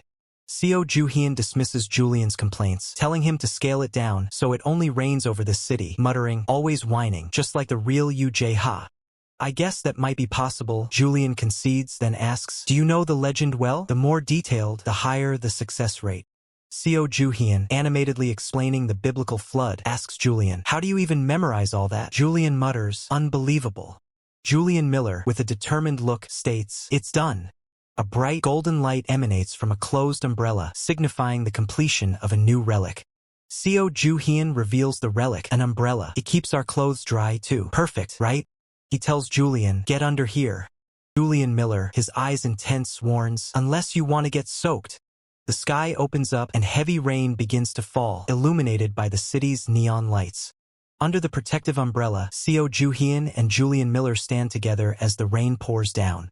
A system notification appears, new relic creation, heavy rain of judgment, A tier. System details the relic's effects. Within the rainy area, madness gauge -20, sanity gauge +20, effect activated. It further explains, the relic's effect will perform purification on the air for a set period of time. A man with a menacing expression, affected by the rain, gasps, what is this? He cries out, what's with this rain? I was just getting a good buzz going up my head. This hangover is killing me. Seo Ju-hyun looks up with a triumphant grin, urging the rain to pour harder. Pour it down. Rain harder. Wash it all away and sober everyone up. The rain-soaked thugs, enraged, point at Seo Ju-hyun. He's the one behind this. Kill him. Thugs charge forward, their movements blurring with speed and aggression. One of the thugs shouts, you're trying to take our drinks? We won't let you get away with this. Another laments, I was having such a good time. Seo Ju-hyun, holding his umbrella, challenges them, a sword fight? Fine, bring it on. A system notification informs, there is a difference in the Majesty's status. Cannot summon relics from other dimensions. Thug lets out a pained roar as he's struck, the rain intensifying around them. Seo Ju-hyun grits his teeth, preparing for the next move as the fight rages on. Julian Miller, startled, calls out, "See, Captain! Can't summon my relics. Talking about some status difference. What a mess. Bluffing when you don't even have a weapon." Seo Ju-hyun engages his opponent, grappling with him amidst the downpour. The fight is intense, with red kanji flashing around them. A sinister grin spreads across Seo Ju-hyun's face as he grips a baseball bat, his eyes glowing with an eerie blue light. And I'll just have to settle for local procurement. Seo Ju-hyun swings the baseball bat with immense force. The bat connects with a brutal impact, striking down an unseen opponent. Julian Miller, holding an umbrella and a cup of instant noodles, looks on with concern as the chaos unfolds around him. Master, I'll grab what fell. I'll grab it. Suddenly, 3 men in suits, one wielding a katana, emerge from the rain, demanding to know what's going on. I haven't seen your face around here. Are you the culprit who erased the relic's effect? This is a relic user's territory. The man in the suit lunges forward, his fist aimed directly at Seo Ju-hyun. This guy is mine. Hand him over. Master, I caught it. From a distance, Seo Ju-hyun effortlessly incapacitates one of the suit-clad men, while his allies look on in shock. B-boss. You bastard, do you have any idea how high tier that is? You won't even be able to use it anyway, so just hand it over quietly. Seo Ju-hyun's eyes blaze with an intense blue light, radiating immense power as a fiery aura surrounds him. A powerful red energy beam erupts from above, striking the city buildings. Seo Ju-hyun falls through the air, his body coiled with energy.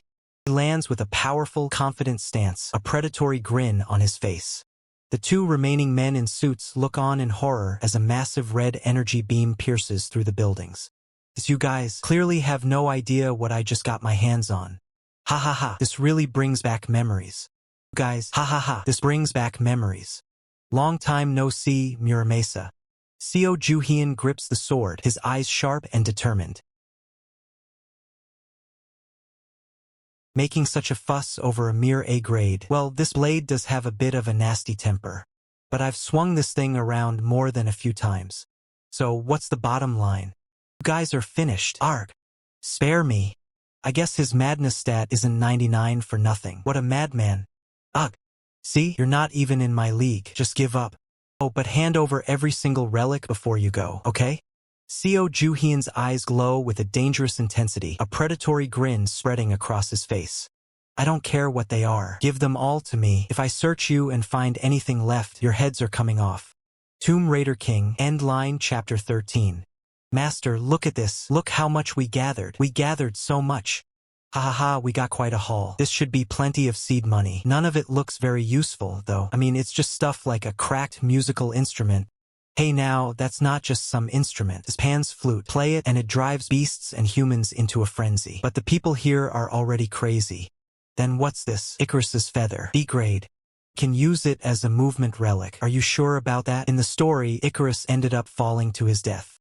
Sigh, it's all just junk. Just give them back instead of making everyone hate us for no reason. People who only lust after high-end goods don't live long. You have to learn to appreciate little trinkets like these. Wait, that thing. What is this? I've seen majesties from other worlds use it. They used it to make bets, and the scale was insane. They literally wagered the fate of their own worlds. And that coin actually delivered on those promises of triumph and ruin. It's dangerous. You should throw it away. Wait, what's with that look on your face? So this is the best thing out of everything here. Did you listen to a single word I just said? Right, let's try it right now. Heads or tails? Commander, have you completely lost your mind? Don't do it. If something goes wrong, I call tails. Arg, you crazy bastard. The coin is shown in close-up, its surface gleaming. Huh? It's heads. Since I guessed wrong, is bad luck coming my way? Haha, please stop being so reckless. Explosions rock the city skyline, painting the night with fiery hues. A distant shout echoes. What the hell? It sounds like an explosion went off somewhere. A system notification declares Dionysus's relic has been destroyed. Another message appears. Conquest of another majesty's territory has begun. The stats for durability flash 83,998,908/93,998,908. Co Juhyun, in a chibi form, questions the notification with a bewildered look. Huh? I didn't start any conquest. Julian Miller, eyes wide with frustration, yells at Co Juhyun. You damaged the city, so of course they'd take it as a challenge for a conquest battle. Co Juhyun, unfazed, mutters, geez, they're overreacting. Thick smoke billows from a destroyed area, obscuring the view. Amidst the debris, a voice laments, look at those poor people. Another voice, filled with accusation, states, this is your fault. Think about what you've done. Co Juhyun questions Julian, are you sure they're poor people? Julian, taken aback, exclaims, what? A group of people, armed and determined, charge forward. Their battle cry rings out, protect the chalice, drive out the enemy. Co Juhyun grins, his eyes glowing, ready for battle as he grips a sword. Beside him, Julian Miller also seems eager, shouting, bring it on, hand over every relic you've got, and I'm ready, I'm ready. A frustrated voice asks, how long are we going to keep fighting here? A surveillance screen shows a chaotic battle unfolding, with figures clashing and energy blasts flying.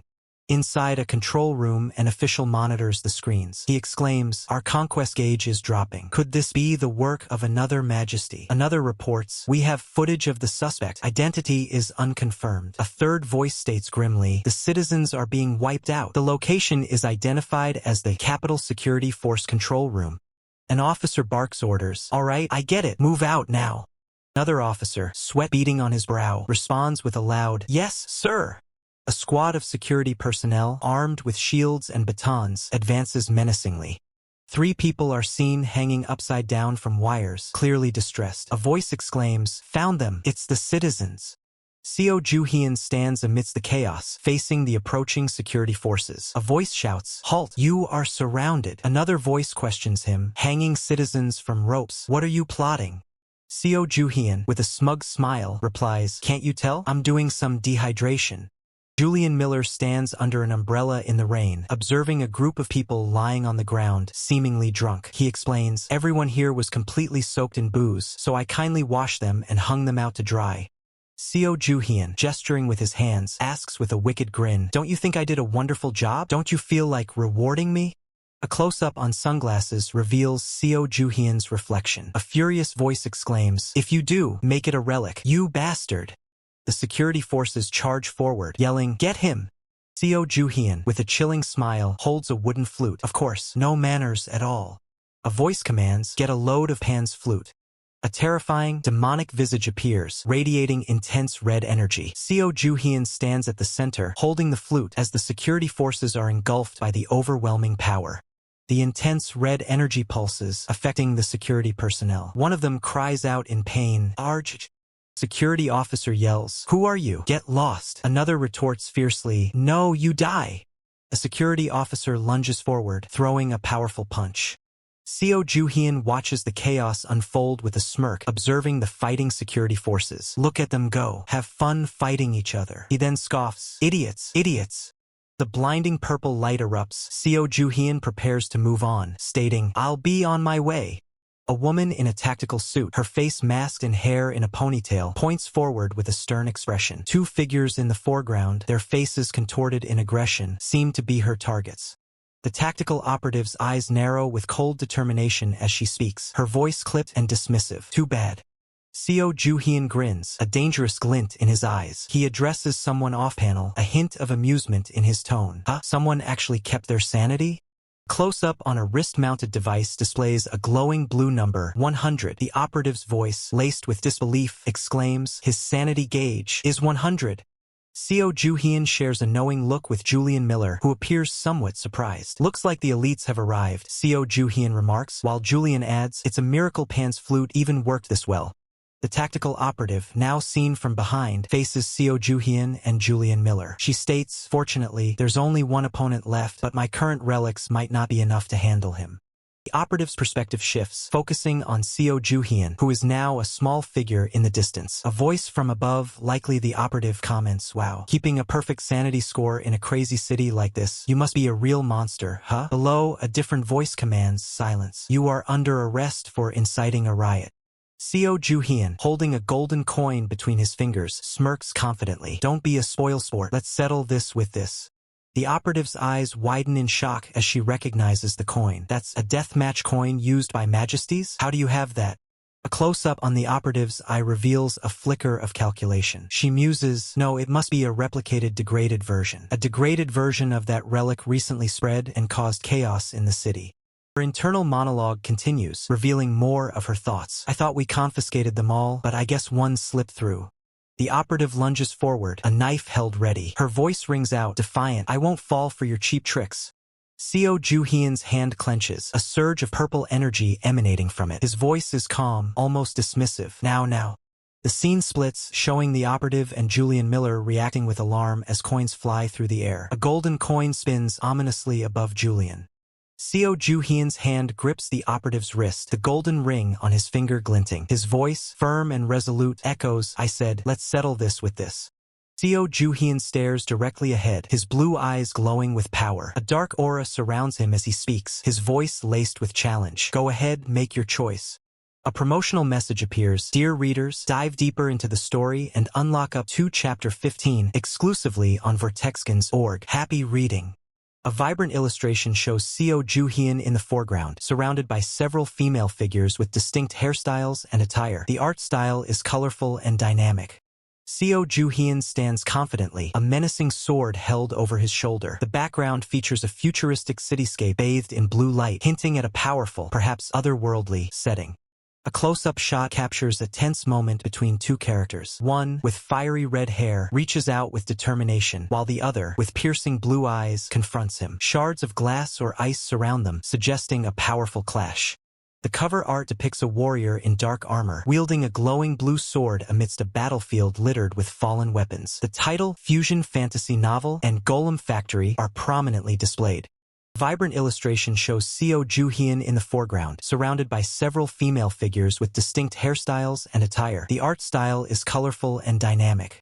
Seo Ju-hyun stands confidently, a menacing sword held over his shoulder. The background features a futuristic cityscape bathed in blue light, hinting at a powerful, perhaps otherworldly, setting. A close-up shot captures a tense moment between two characters. One, with fiery red hair, reaches out with determination, while the other, with piercing blue eyes, confronts him. Shards of glass or ice surround them, suggesting a powerful clash. The cover art depicts a warrior in dark armor, wielding a glowing blue sword amidst a battlefield littered with fallen weapons. The title, Fusion Fantasy Novel, and Golem Factory are prominently displayed. A vibrant illustration shows Seo Ju-hyun in the foreground, surrounded by several female figures with distinct hairstyles and attire. The art style is colorful and dynamic. Seo Ju-hyun stands confidently, a menacing sword held over his shoulder. The background features a futuristic cityscape bathed in blue light, hinting at a powerful, perhaps otherworldly, setting. A close-up shot captures a tense moment between two characters. One, with fiery red hair, reaches out with determination, while the other, with piercing blue eyes, confronts him. Shards of glass or ice surround them, suggesting a powerful clash. The cover art depicts a warrior in dark armor, wielding a glowing blue sword amidst a battlefield littered with fallen weapons. The title, Fusion Fantasy Novel, and Golem Factory are prominently displayed. A vibrant illustration shows Seo Joo-hyun in the foreground, surrounded by several female figures with distinct hairstyles and attire. The art style is colorful and dynamic. Seo Joo-hyun stands confidently, a smirk playing on his lips. The city skyline looms behind him, bathed in an ethereal blue glow.